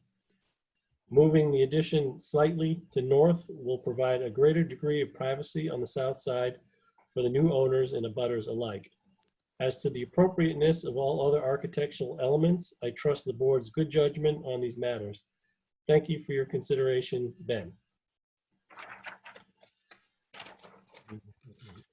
So I think with that, before we get into additional comments and questions from the commission, are there any other abutters who would like to speak to this before we get into our discussion?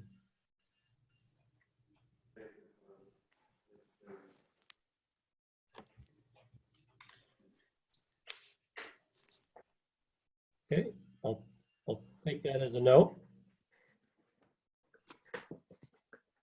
Okay, I think why don't we start with the commission comments then. Who would like to begin?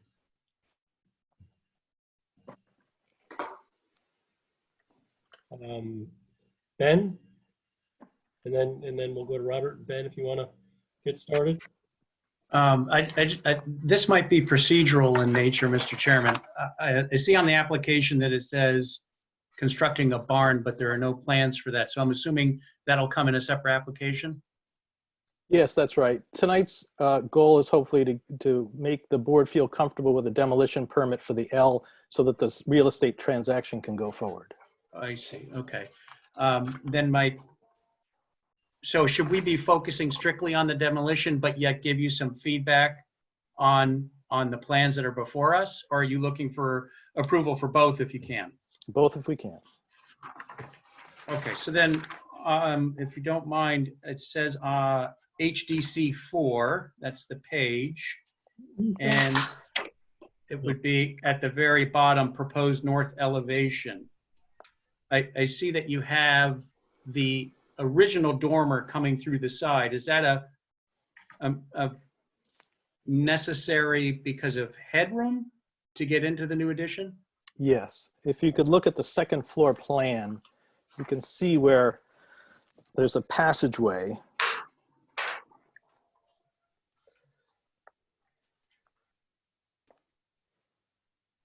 and we're trying to get as much room in that bedroom 2 as possible. So along where the red line is delineating new work, there's a dashed line, which is the dormer cheek wall. I see. Okay. And that's approximately it is 4 feet back from the gable wall. Right. Okay.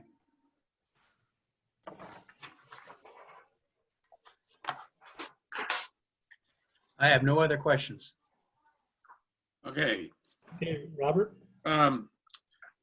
First of all, I think that the rear addition seems to be overwhelming to the size of the original house. That's an impression I have.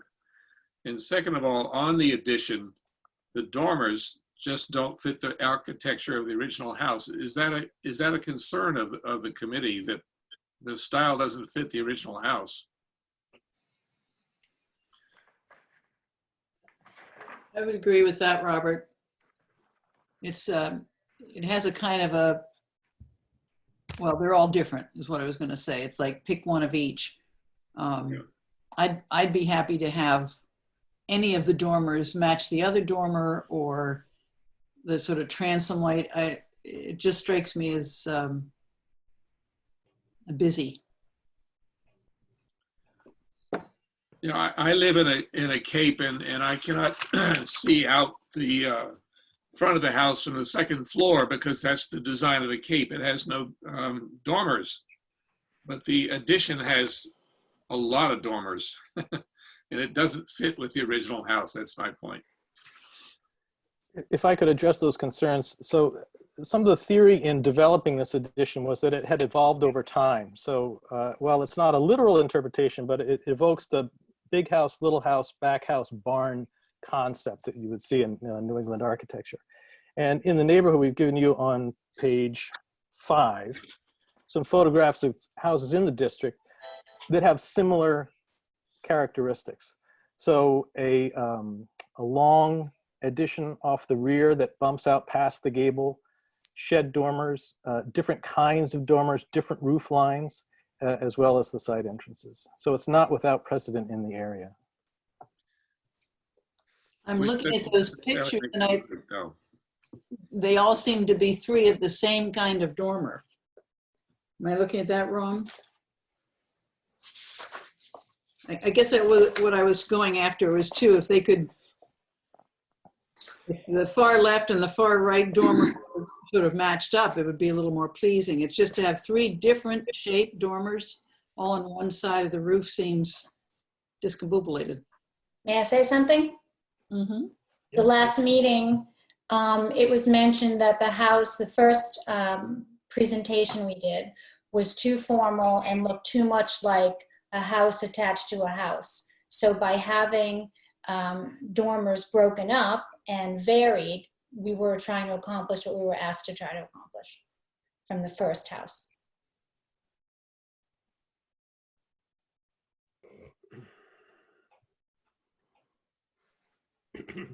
So I think was, and I recall that direction certainly, and I guess I wonder was there any, or have there been any other additional studies done to, or were there studies done during this time that may have been a different solution than what you've come up with to address the comment?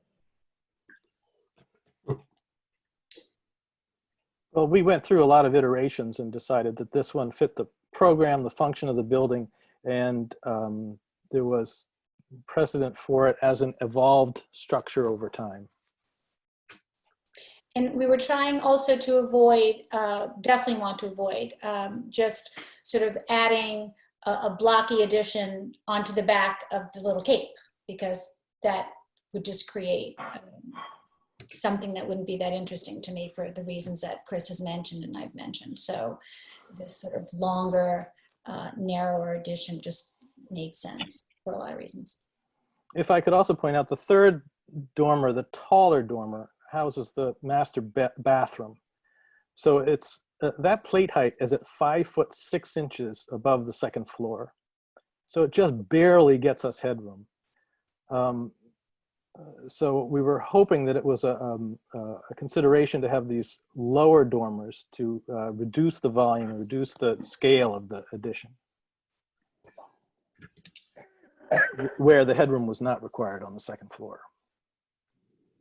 I can understand what you were trying to accomplish.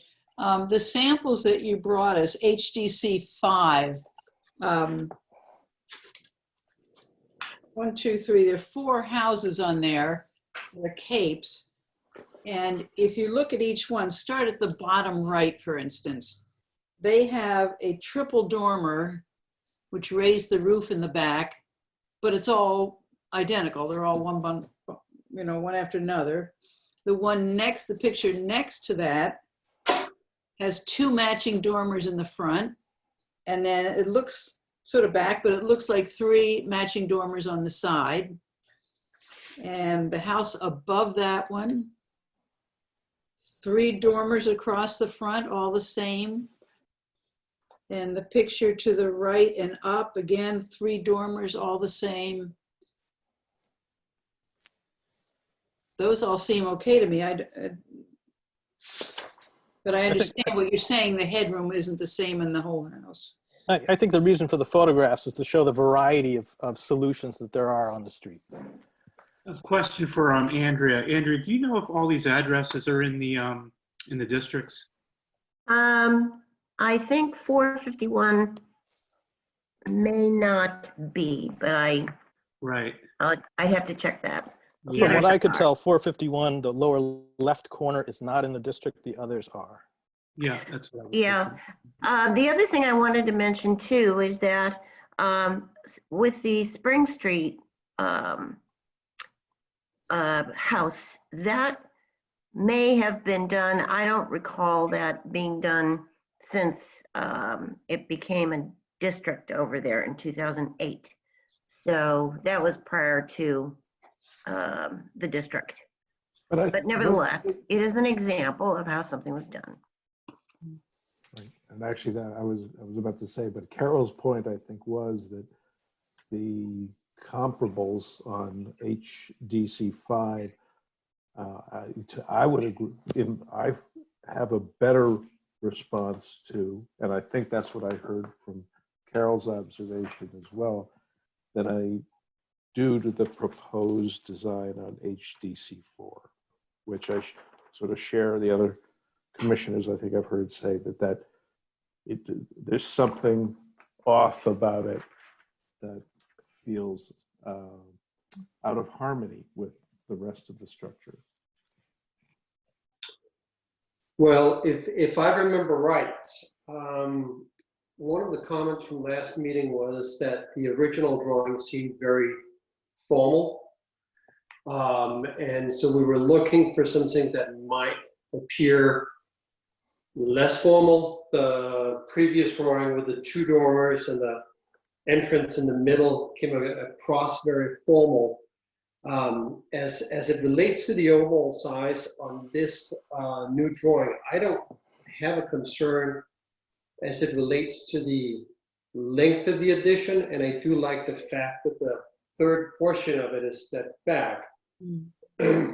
However, I'm still feeling that it feels somewhat formal with the entrance somewhat in the middle, and my question would be if the 2 smaller dormers that are there either got totally taken away or got some way reconfigured, and the side entrance door was moved down to the 3rd edition, so that it would then step 2 feet back together with where the 3rd edition is, that might give the whole house a more, or the whole addition a less formal appearance. I was thinking if you look to drawing HDC 3, where you have the 2 windows that are referred to as JJ, if those 2 windows became the new side entrance, that side entrance would then get off-centered and be stepped back 2 feet, which might give the whole thing a less formal feeling. I don't know if anybody has any comments to that. I think you make a fair point, because I think, with the examples that I think were provided, I think it shows it well that while there is a side entrance to these with porticos, they're attached to a portion of the building that recedes. So it's sort of, the whole thing starts to step back and recede, while what we're looking at now is the addition that actually bumps out, and then the portico bumps out beyond that. So I think if you're able to do that, what Thomas is suggesting is, you know, it might continue to bring down the prominence of that side entrance. I think getting rid of the portico completely certainly starts to do that, but I think at least if it's pushed back beyond where the building setbacks, I think it helps that recede even more, similar to what the photos show in these other applications. I could point out on the floor plan here, so we spent a lot of time obviously developing the floor plan. There's a center access which goes through the front door to the hallway, and then a cross axis of circulation to the stair, the kitchen, and then into the existing house. So this location, or this location for a entrance, we lose this formal entry with the light on the opposite side drawing you into the house. So Chris, I understand what you're saying. Most antique houses will still have a formal entry. It's the original entry that was on the house. My house has one. They all have it. We just, most of us don't use them anymore, and it becomes either whether or not we do a semi-formal or a mudroom entry becomes the second entry into the house. I just have a little bit of a hard time doing the addition and then putting a formal entry onto that together with a mudroom entry. I mean, as far as I'm concerned, you could have both if it felt that it was appropriate. I just feel that the very formal entry, the way it is,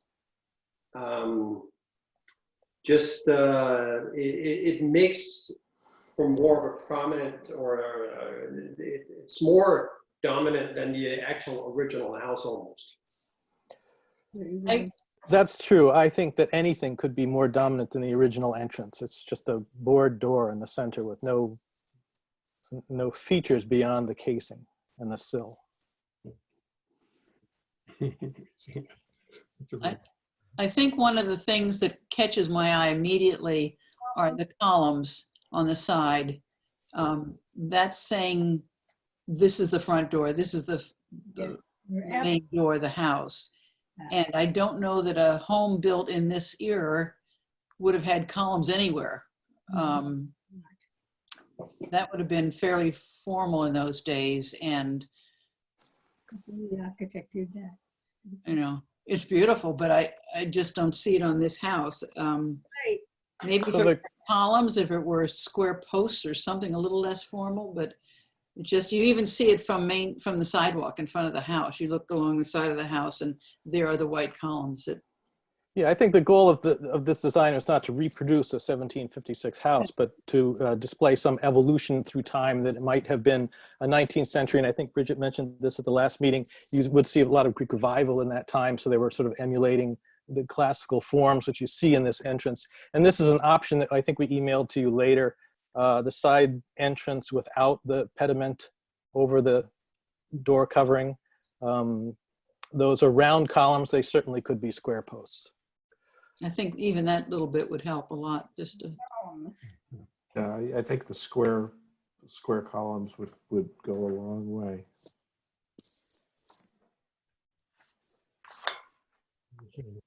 Yeah, again, I don't necessarily have an issue with the size of the addition. My point is more that side entry and the fact that it protruded further forward. And I just think it would be more appropriate if it was attached to the third portion of that addition, or second portion of that addition where it stepped back. That and then the two dormers, to me, they just seem very contemporary, the way they look. I don't know if I agree with you on that one, because I'm thinking of the use of the house. That means you certainly aren't bringing the groceries in the front door and going through the whole antique part of the house.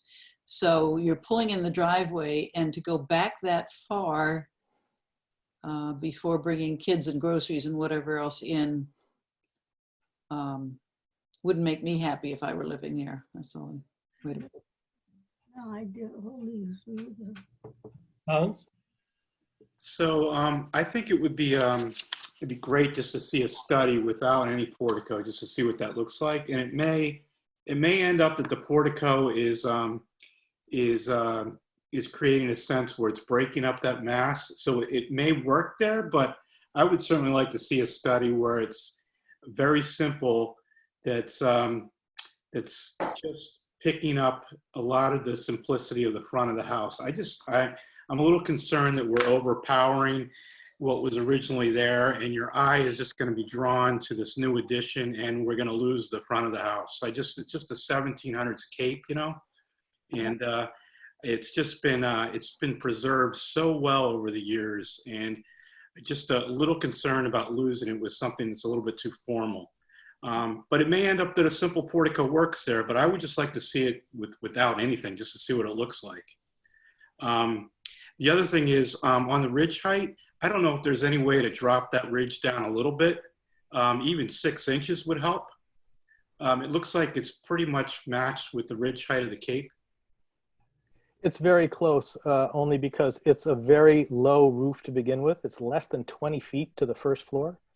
So just getting under that roof, there's no attic space in the new addition at all. It's all cathedral ceiling. So it's going to be a mechanical challenge. And we were trying to eke out any space we could. The other effect that dropping the ridge has is it changes the roof pitch, because I would need to raise a plate height to keep that ceiling height. So I could make the single move of dropping the ridge height, but what that would do is raise the pitch, and I have to lift the plate up, which would change, I think, the character of the addition quite a lot in order to get headroom on the second floor to get in under that existing ridge. Is the roof pitch the same as the original cape? The original cape appears to be a 912 and the addition is 10. Okay, all right.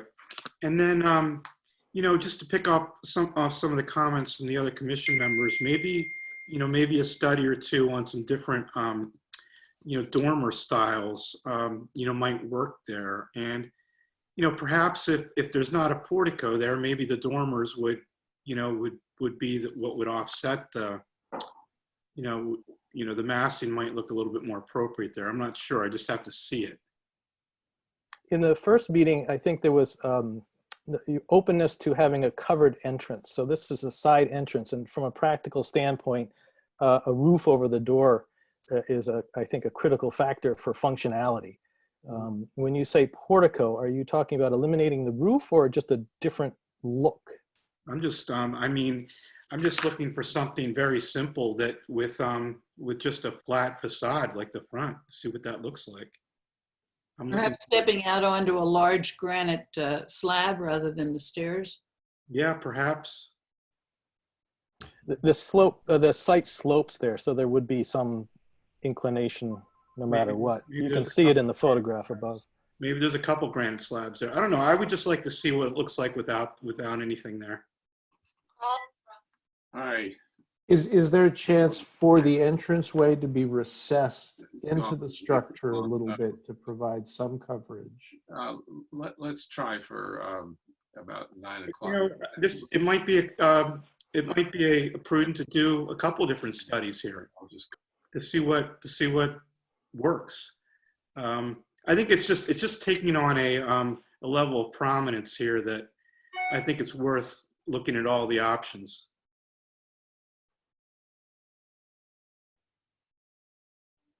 But you get the notion of that entryway being set inwards into the main volume of the structure to provide some overhead coverage. I don't know. Chris, I see exactly what you're trying to do, where you want to have it positioned at strategically that place in the house, and I think it should be there, and I think it's it works well in the middle of that addition. And I see what you're trying to do with picking up the light off the patio and drawing you right out there. I think it's the right place for a door. It's just a question of what it looks like from the outside. That's my view. Thanks, Hans. Would any other commission comment? Yeah, I think I would describe myself as an architectural purist, and I just think the whole back addition overwhelms the original house to the point of it takes away from the original house, and it's a basically different design other than what I thought it was going to be. And it diminishes the original house is the feeling I have about the addition. Robert, you know, when I looked at this the last time, and I felt the same way, and the way I've kind of gotten a little bit more comfortable with it is that there is an addition on there right now, and I'm just looking at the square footage that's being added. Yeah, a lot more than what's, you know, there now, a whole lot more. You know, the screen porch, you're not going to be able to see it all really. So it's just, you know, it's the length of this, and it's just, you know, maybe it's a question of the length. You know, it'd be great if it was a little bit shorter, but you know, how much feet are you adding off of what's there right now in terms of the that back sunroom that's there? So there's the corner of the sunroom here. Yep. And there's 6 feet, and so 16. 16 from where it is now? Yeah, approximately. Yeah. Maybe 18, actually. So the existing is 38, we're going back 56, so it's 18 feet. Does that include the 6 feet that's bumped back? Yes, that includes this little bump out, which is not visible from the street at all.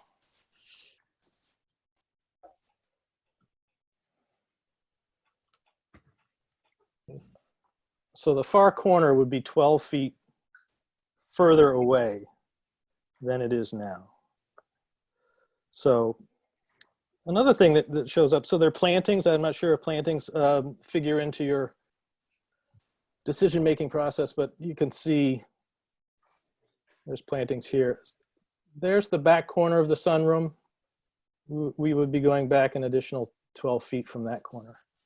The visible corner would be 12 feet back. The height of the addition is equal and overwhelmingly to the height of the original house. On what's on there now is not as high, as the height is not as great as the proposal. Your roof line, I didn't follow what you said. The original house. It just overwhelms it to me. And you can really see the side of the house as you come down Main Street, of course. Well, that's all. Thanks, Robert. What, Chris? What if what you were looking for was a covered entry? Would there be a way to make it more of a simple, less formal looking, but still covered?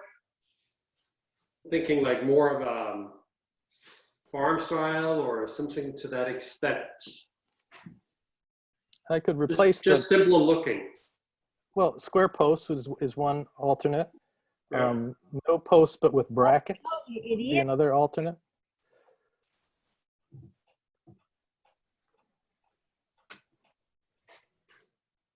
You know, I'd be interested in seeing the option with brackets. You know, that might provide you the cover that you're looking for, but eliminates, you know, and maybe simplifying the detail of what that roof is with the cornice and the trim and all that. So it's pretty simple right now. It's just simply the crown molding, soffit, and fascia with architrave below. There's no more elements that you can remove without it becoming no longer correct. We're not talking about this. Well, I wonder if, if going, once you get rid of the columns, if going back to an option with a gable, but more simplified than the one that you have on the drawings, so that, I think it's the column and the trim and the heaviness of what's there that I think is kind of creating some of the problem here. And so maybe just a look at simplification with several options, I think, may help that. So I'm hearing the real, the focus of tonight's review is the detailed treatment of the side entrance. Is that how we're looking at it? Well, I think what I'm hearing, I mean, there's certainly mixed thoughts on the size and mass of it from an overall standpoint. I think, and I'm not going to speak for the commission members, I'm just sort of summarizing what I hear, in that maybe as an overall, but for the most part, maybe the dimensions aren't too overwhelming. I think there's certainly some feeling that there is, but generally maybe the massing is okay. I think the big areas of concern that I'm hearing are really that the side entrance and the dormers. And I know we spoke last about simplifying those dormers and losing the formality, but I think if there's another way to do it, and I don't have an answer, but I think there's some haphazard nature of what's happening there, and maybe it's maybe you lose one and there's just the big one, or it's just the small one, or maybe there are some options there to look at simplification of those dormers and some, while informal, some consistency amongst what's happening up there. I say. Yes, please. Hi. I'm hearing all this. I get the concerns. Some of them I don't, because in an addition that we are trying to make it look and feel like a house that has evolved, which is exactly what it should be, and can only look like something that really has evolved. The Greek Revival architecture, and this isn't really relevant at all to your decision making, but it is absolutely one of my favorite on the planet. And I did ask Chris to consider that, because that would have been something very typical in an evolution of an old cape. And I'm certain Chris can create some portico that is less formal, like with the flat roof, like with square columns, a little more rustic possibly. But I will be so honest with you. This project has me so excited and delighted to be a part of it. But I don't want the back to look like something from the 1750s, because it's not supposed to. And, I hope that, something, I think that is a lovely detail on an addition, and it's frankly going to be the entrance of the house. And I just wouldn't like to simplify it as much as the original front door. I don't think that's how, I don't know that makes sense and is necessary, based on what I see around me in the town that I live in. I hope there can be some flexibility with that.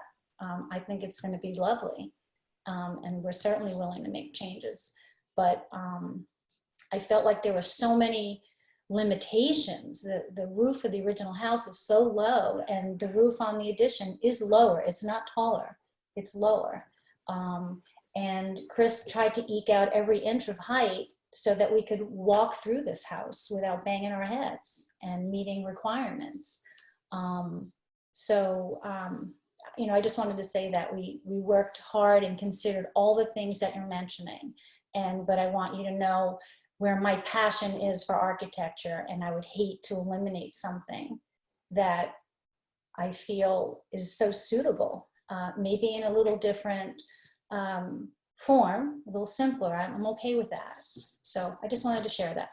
And I appreciate that, and I appreciate all the work that's gone into this to date, because there clearly has been. I think the challenge with this property is you're starting with something that's very simple and very clean, and you know, when we're adding on to existing historic properties, the goal is that you know, yes, the addition, you know, should look like it has sort of evolved, and it's okay, the big house, the barn, and, you know, and that it's evolved over time. But I think, you know, it can't overpower the existing house. The addition has to be subordinate to the main house. And that's really, you know, the biggest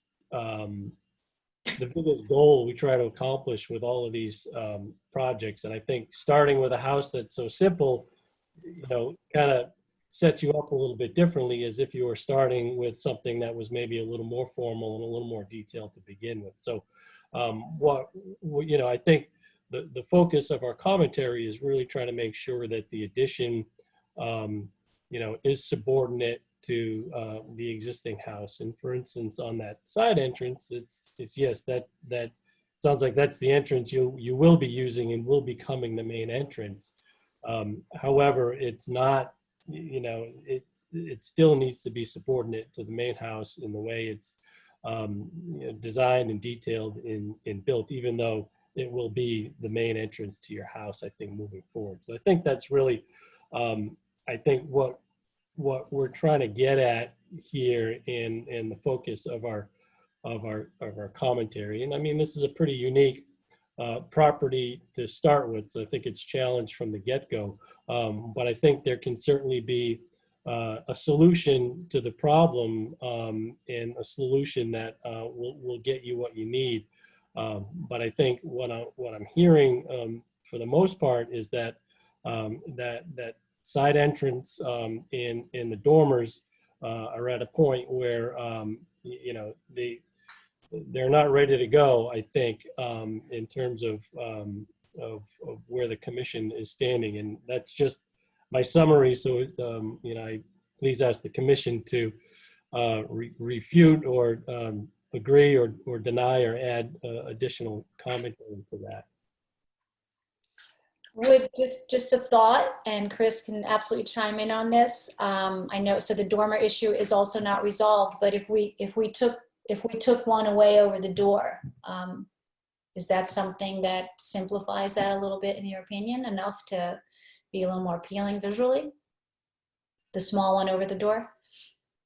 I think it starts getting there. You know, it's hard to, I mean, I can envision it in my head. You know, it's hard, you know, to see, to visualize it without a drawing. But I think that maybe combined with, you know, a different, either a study of removing the roof entirely for that entrance, or you know, a less formal execution of that side entrance may, you know, together start, you know, moving in that direction. Okay. One thing that I would like to point out, which I did mention, that this dormer is critical to the functionality of the second floor. Its size and plate height and position on the roof is going to stay. I mean, I don't see a way we can make the second floor work by shrinking this down. So if we're looking for a more symmetrical, more formal, more rhythmic solution, then you would repeat that same form here. Which I think is something similar to what you had last time. I think Right, which is something that my perception was that was an objection. Yes, I think it was. I think, you know, I see that dormer in the rear, to me, and I'm just speaking for myself, as not a problem. It's sort of part of the portion that sets back. It's kind of doing its thing back there. It's the two plus the entrance on that part that's connected to the main portion of the house that's problematic. And, you know, eliminating them in their entirety could potentially solve that problem. You know, but obviously you've got them there for a reason. So I don't know if that's something you'd consider.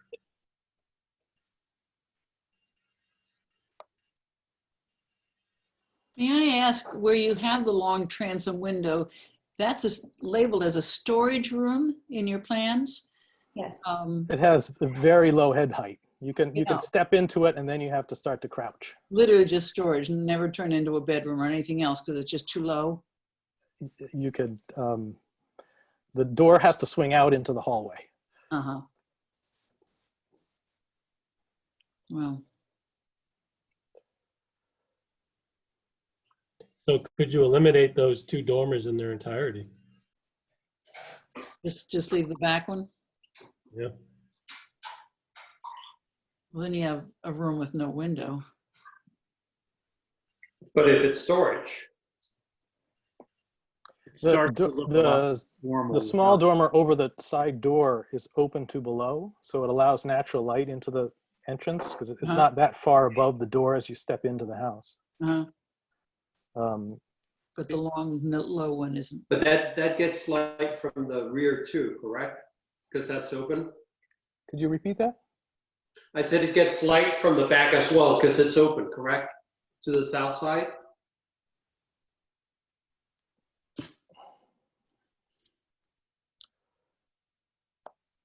Yeah, yeah.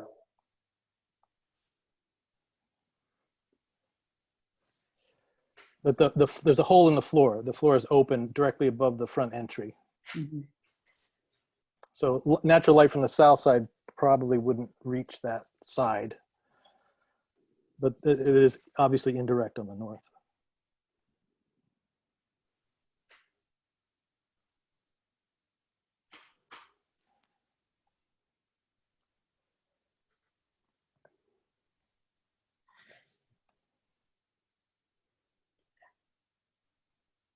The rooms too, I know comments were made maybe in the length, but maybe that doesn't matter anymore if there's just some other things we can change. But I feel like the room sizes are complementary to the original house. Nothing is overblown, crazy large and out of place. So I think we tried to accomplish that as well.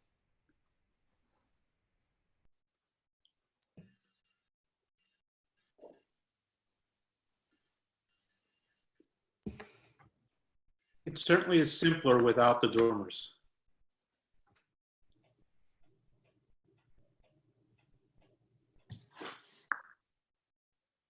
So. And I'm just talking about the two. The two small ones.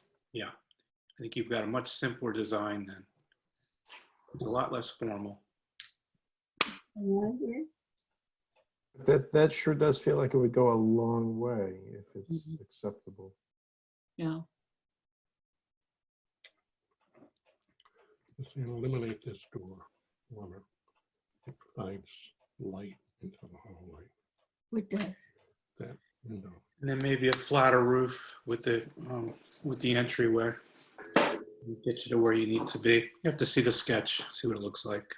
I think definitely a study with brackets as opposed to columns, you know, is a great suggestion at minimizing the impact of that entrance. Right, it does would eliminate a lot of visual busyness that feels troublesome. Yeah.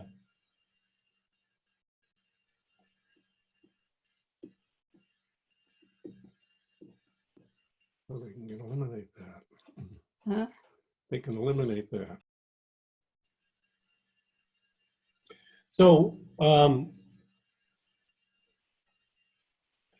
you know, I know there's a desire for approval on demolition. I think we're at a point where we're making some progress here. I know there was, obviously, I think the motion last time was, yes, demolition approved pending, I can't remember the exact wording, but, an approved. An acceptable plan. Acceptable plan, right? So I think we're close, but I don't know that we're quite there yet until we can see, the dormers and that side entrance modification. So I know the ownership transition is in play, and we're certainly sensitive to that, but we need to make sure that we get this right. And I think, speaking for myself, I think we're on our way there. But I certainly can't speak for the commission. Right. I would just agree with that point, that I can see that there is a plan that would be acceptable. Mm-hmm. So could I ask for some maybe clarification? So I think it sounds like we're okay with the footprint. Yeah, personally, I don't have an issue with the addition and the size of the addition. My concern, Chris, was really the formality of the side entry door. I totally understand the desire to have it, but just the formality of it, and then the two dormers on the top. If I saw something similar without the two dormers and a simpler main entry,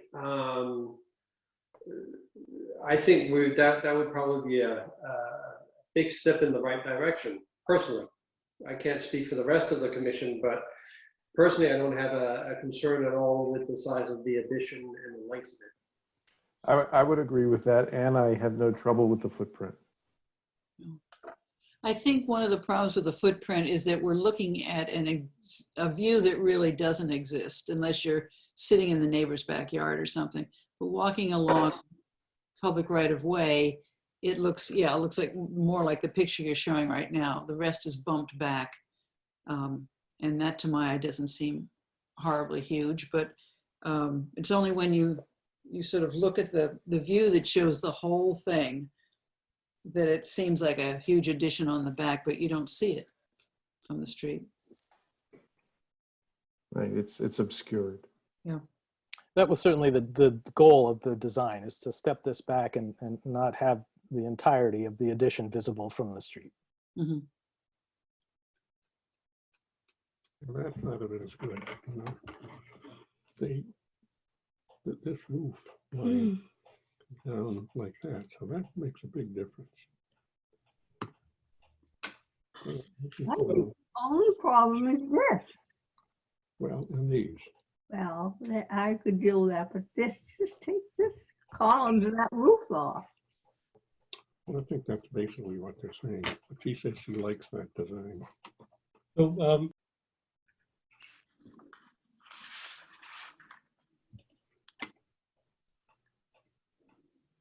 Mike, you're muted.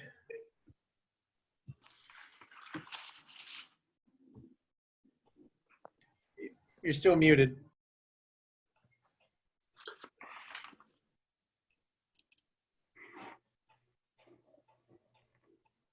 all right. Sorry. I just want to make sure, Mr. and Mrs. Stewart,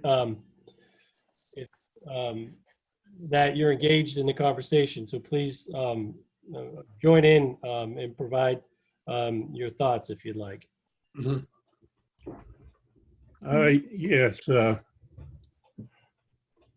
As I look at it, particularly that they've brought the roof line down to the front level as the original house, I think that does a lot to reduce the apparent mass. And I think that's a major advantage. I like the fact that they've stepped back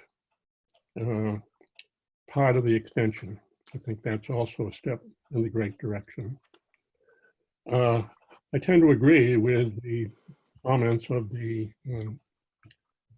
commission that, you know, it seems like that entry is a little too formal and a little bit too domineering.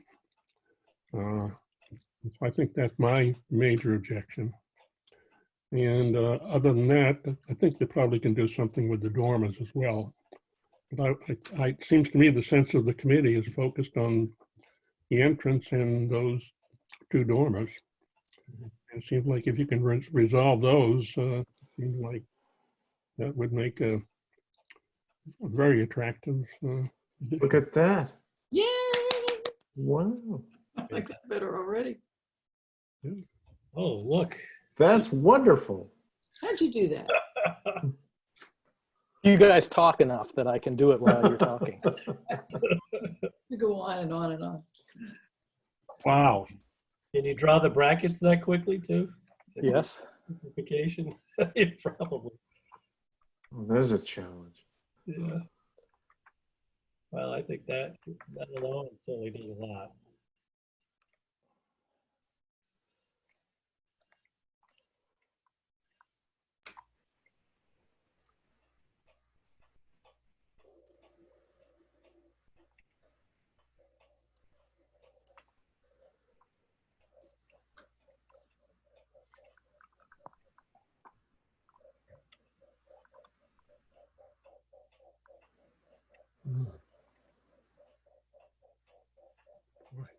That's really something. I'm impressed. So you guys are getting to see the secret sauce here. Yeah. What, as a geek, when it comes to this type of software, what software are you using? I'm using ArchiCAD with a integrated program called BIMX. Ah, okay. So earlier I was sharing my iPad wirelessly, and now you're seeing the real thing.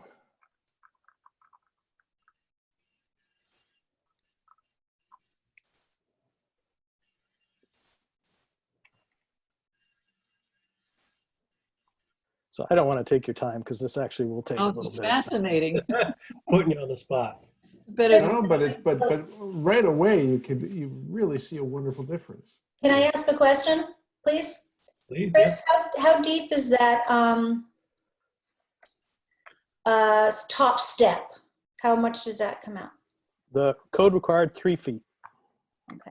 So if we did a portico with square columns that was shallower, would that be more appealing? And we'd have this nice little compromise.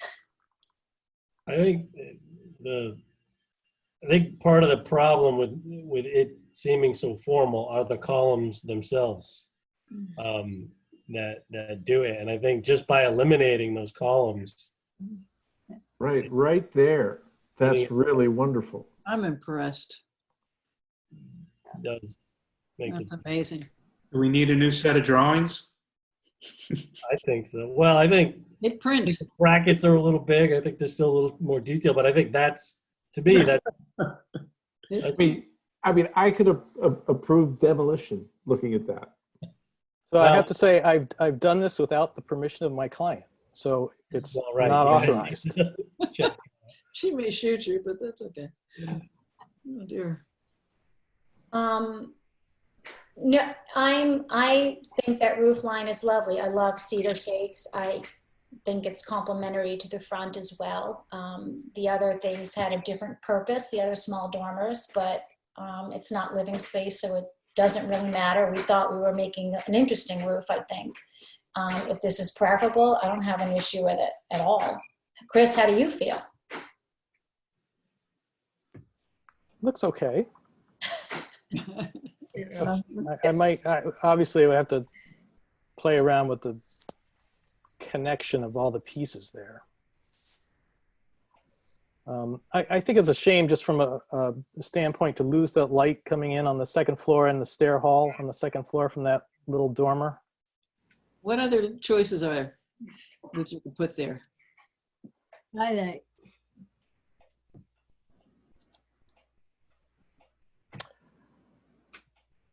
There are two choices: the way we had it, or the way we've got it now.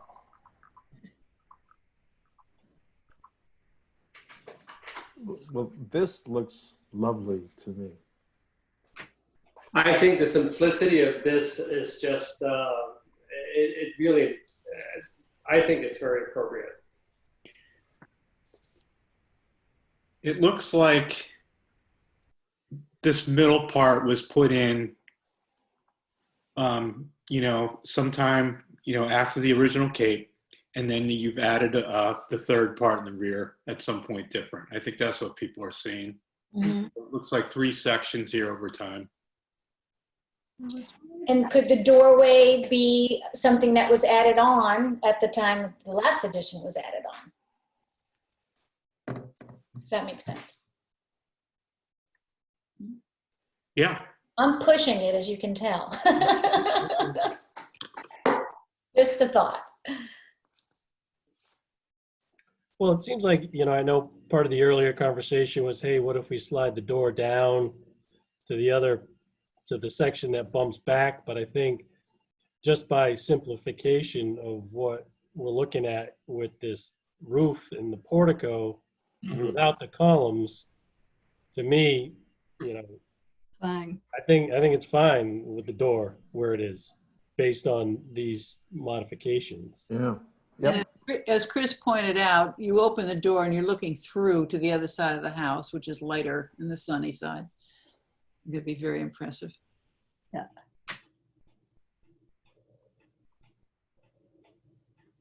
Can you put a light over the door, a small lantern or something hanging from the second floor in order to achieve the light that you want? No, if it has a lantern, it should be next to the door. On the inside. I think, yeah, Heinzman inside. Oh, I see.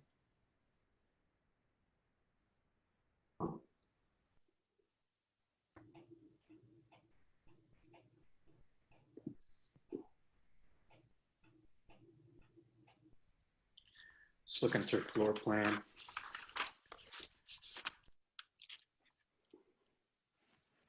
That hall goes right up to the second floor, correct? There's a ceiling, but the stair is just to the left. Is there room to hang a lantern on the inside? Yes, or well, right there. Mhm. And it could be shallow too. It doesn't have to be. Bridget, would you like us to decorate it while we're here? Arrange your furniture for you. And Well, you're not going to get any Window leaks around those program. on that piece of the roof. Well, I mean, it sounds like, obviously, I think Chris and Bridget probably need to talk through this on their own. I think it sounds like this is heading in the right direction. So I don't know if by looking at this and sort of, if this gives the commission enough comfort to approve demolition, and then, have the applicant and the architect go back and, make sure they agree and have the conversations they need to have about where the rest of it needs to go. The challenge with that is if you go back, you talk and you decide to come back and say, no, I don't want to do that. Let's leave it the way it was. Well, then, our conditional approval on demolition is based on development of what we see, not what we were seeing. Yeah.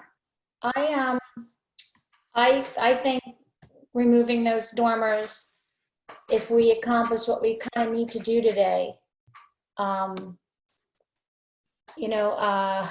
won't say I hate to give them up. I would rather not, but if this accomplishes what you guys want to see, what your committee wants to see, I can live with it. I think it looks lovely. I think Chris has done an amazing job. He always does. And that floor plan works very well for us. And if by removing those dormers, it doesn't interrupt my floor plan, it takes away some light, that would be nice, but it's not crucial. I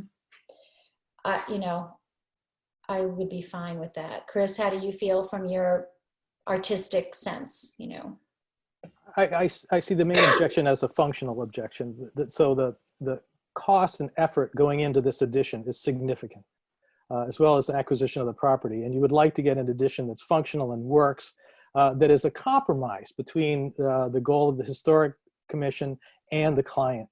And I think giving up light on the second floor, no matter how small the rooms are, is a sacrifice that I'm wondering if there's some way we can come to some agreement on compromise and get some form of dormer back in there to inject some of that light into that second floor, which has got this roof that's just hovering right over your head, very low.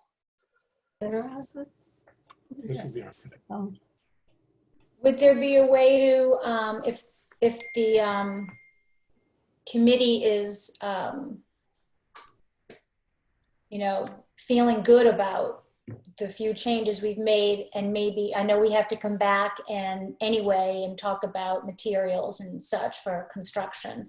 But if you feel confident enough in what we are willing to give up, certainly 100% one of those dormers, and very likely the other one. Chris and I will talk about that too. Do you have enough confidence? We wouldn't come back to you with something in another direction. We love this house, as I said, the way it's going to function for my family. So we wouldn't come back with some different plan. The only question would be to tighten up the door to something that is more acceptable to both of us, and to either keep the dormers off entirely, or maybe Chris has some clever idea to just show you an option of something over the doorway that maybe is pleasing. And if it's not, I don't want it to hold up this new project for us. And I don't want to hold up the Stewarts. This is kind of a crucial night for them. So I would ask that you consider them, not because I'm looking to gain anything from it. I think Chris and I have shown we are very close to something that seems to appeal to many of you for different reasons. And with a little tweaking, I think we can maybe accomplish that the next time without holding them up. That's how I feel. Well, so I guess, you know, I'd look for the commission's feedback on this. I mean, you know, on one hand, you know, if there were a motion that was made that was for elimination of both dormers and simplification of the side door, and then everything else that's on the documents, and that's sort of an option for a motion. And if that were to pass through the commission, then that could be what's approved. And then, and Andrea, I don't know if this would work. And then if the applicant and the architect go back and decide they want to come back and try a different dormer or add a different dormer, does that then become a new application, a different application, a revision to maybe what was possibly? So, Michael, just to clarify what you're proposing, you're suggesting there could be a motion that could give the applicant a in-hand certificate of appropriateness, and if they decided after this meeting that they don't like that, they could come back in some fashion that you're asking Andrea about. That's where I'm going with it. Andrea, were you? Yes, I think because the decision on the demolition was worded so that it's contingent on approval of an addition, then I think we would have to approve. You would have to approve the addition, and if you like it as is, and you feel that the brackets are appropriate for the entryway, then we can go ahead with that. And as you said, if there would be changes contemplated, then they would have to come back with another application. And relatedly, the demolition would not be approved. No, if they decided that they didn't like the plans as approved, they couldn't go ahead with the demolition. Well, now that gets sticky because we will have approved an addition, we will have approved a demolition, And if they come back with modifications, we have to deal only with the modifications. They've already gotten approval to build that addition and demolish the existing.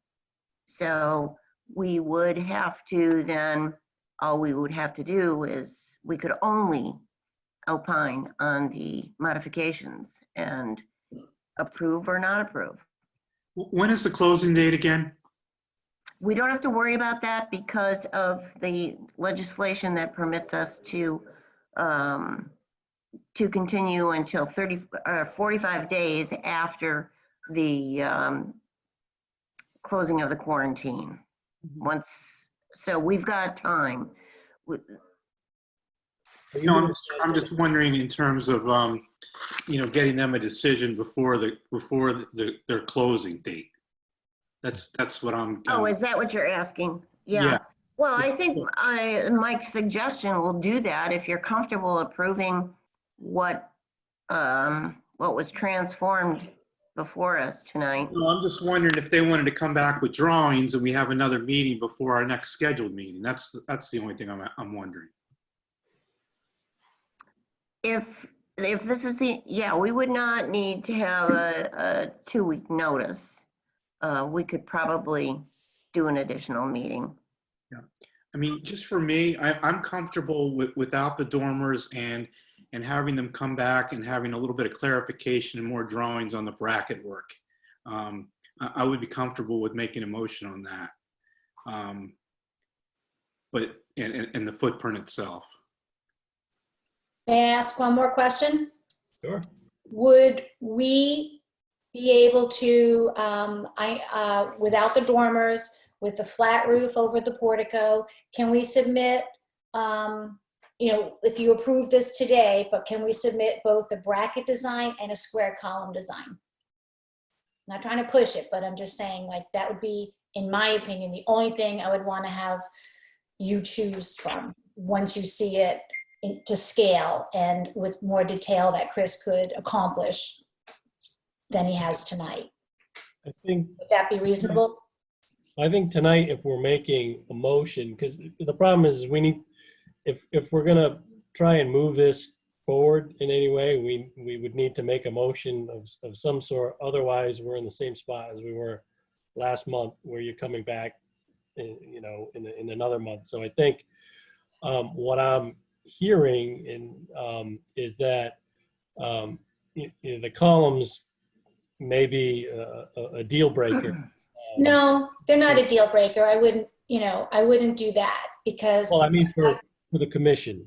Oh, I right? see. Okay, so I don't know what all the legal, what the legal process is for you, but so it couldn't be such that worded that the choice between a bracket style and a square column is to be determined. That couldn't be the one single thing to be determined here without having a change.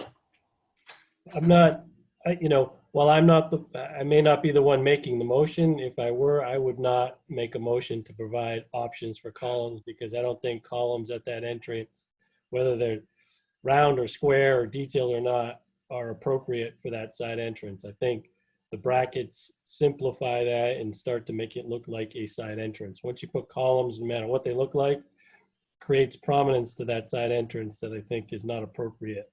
Right, you're right. I agree with him. I don't know if the rest of the commission agrees with that, but my sense tells me that there's some common ground there. I agree, Mike, and then just more detail on the bracket work in a follow-up meeting. I'd also like to see an option of the small window over the door remaining and taking the long one out. The more I listen to Bridget about the light in that area, I can understand exactly what she's saying. And it's so small, I don't think it would be offensive to leave that little window above the door. So we're talking about a couple of different options. So short of, we're back where we were before, because it sounds like there are some other possibilities that you would like to see. So I would say that probably in consideration of the Stewarts, that if Chris is able to make some changes or get some studies as have been requested, we could meet perhaps in a week. It would depend on everybody's schedule. We don't have to have a 14-day notice for this because it's we would continue this. Right. We would not be able to make a motion tonight. Would 2 weeks be too much, Bridget? Are you feeling like you're taking too long? You're muted, Bridget. I'm not the one under pressure. The Stewarts are, and I want to respect that. Uh-huh. Mr. and Mrs. Stewart, can you help us out here? And I thought I heard a week from now meeting proposed. A week, yeah. We're not going anywhere. Yeah, we're not yet. We're all locked in, so. Makes it a little easier, actually. Yeah. So, you know, we're not in that much of a rush. A week or two is not going to So upset. if we aim at a week, maybe we could finalize it next time. Great. Sure. I think if the commission is willing to squeeze in another meeting in less than a month's time to help move this forward, I think it'll be helpful. I think it'll give Bridget and Chris time to kind of really think about what it is that they really want to do and agree on, and come back to us with, you know, what I'll say your best and final, and then, you know, we can make a decision from there. It seems the least we can do for all the care that's been taken with the property by the Stewarts. Yeah. Right. Fine. Okay. It's fine to me. Yeah. So let's see, we could, do you want to schedule for a week from tonight? Sure. Chris, how's that for you? That's fine. Yeah, okay. Is that enough time, Chris? Yes. Okay. All right. I think Chris can do tomorrow. So we'll do another 6:30 a week We'll from be done tonight. soon in an hour. Cancel all our engagements. A week I is gotta like go a, have dinner though. Could have it tomorrow night. Okay. Could I just get some clarification on columns? I understand your reservations about columns, but could the board or the commissioners envision some columnar solution of some kind? No problem. Square posts, less of a projection? I can't speak for the entire commission, but I would say no, personally. Yeah, I was hearing no. Hey, Chris, it doesn't hurt to draw up something. I mean, you know. Chris, I was just going to echo what Hans just said. If there is a feeling for it, just give us an option that has the columns, but make sure you also give us options without. Gives us 2 or 3 options that we can look at. And with or without the little window over the door. Sure. See what that looks like. Carol is trying to make sure you get your light, Bridget. I would want it there. That's what I do. Thank you, everyone, very much for the input. Appreciate it. Okay. So then I will send out a meeting notice and we'll meet again a week from tonight. Sounds good. Okay. Thank you. Thank you. Good night, everyone. Thank you. Good night. So, Mr. Chairman, I guess if you're ready to adjourn the meeting. Well, there was one thing, I think, which was minutes, right, Andrea? Oh, yes, I'm so sorry. Yes, Sherry's wonderful minutes. I have a question about them. Go ahead. If you don't attend, but you do watch it on television, do you vote on the minutes as correct or not? Yeah. Okay, the second question. I watched it several times on television, but one section of it had our friend Sevi come in and turn his back to the camera and talk for 10 minutes and show you stuff which never showed up on television, and we couldn't hear him because he wasn't near any mics. Well, So he was talking about you. he was talking, I knew it. I could just tell. We go back a long way. But so does that mean I shouldn't vote on the minutes because I couldn't tell whether that was correctly recorded or not, that section? Kathryn, you must have missed it too. Sherry, you're muted.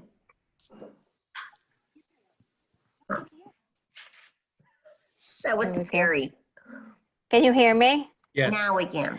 If I remember at that meeting, I think we were waiting for Sevi to start talking, but he was kind of off to the side and he was in conversation, but it wasn't relative to the project. He was just having another conversation. So I think that's what you're talking about, Carol, that you could hear him, but you didn't know what he was talking about because it wasn't about that project. We were just kind of waiting. So I shouldn't vote is what I'm hearing. Kathryn, how do you feel about it? You weren't there. No, I watched it, but I don't feel like I need to vote on the minutes. It feels like a detail that maybe. There's no harm in Carol abstaining from voting on it. I guess so. Okay. Abstain. That's fine. And anyway, I have no modifications. Sherry, I have one modification. Okay, shoot. I think spell checker did a disservice to you. It did. Yeah, on the second page, Yep. 38 North Street, down in the motion, it says Douglas mini split. That should be ductless. It must have done that. Yeah. I didn't catch that. Got it. And otherwise, they look great. Thank you. I think this went very well, surprisingly well. A bunch of pros here.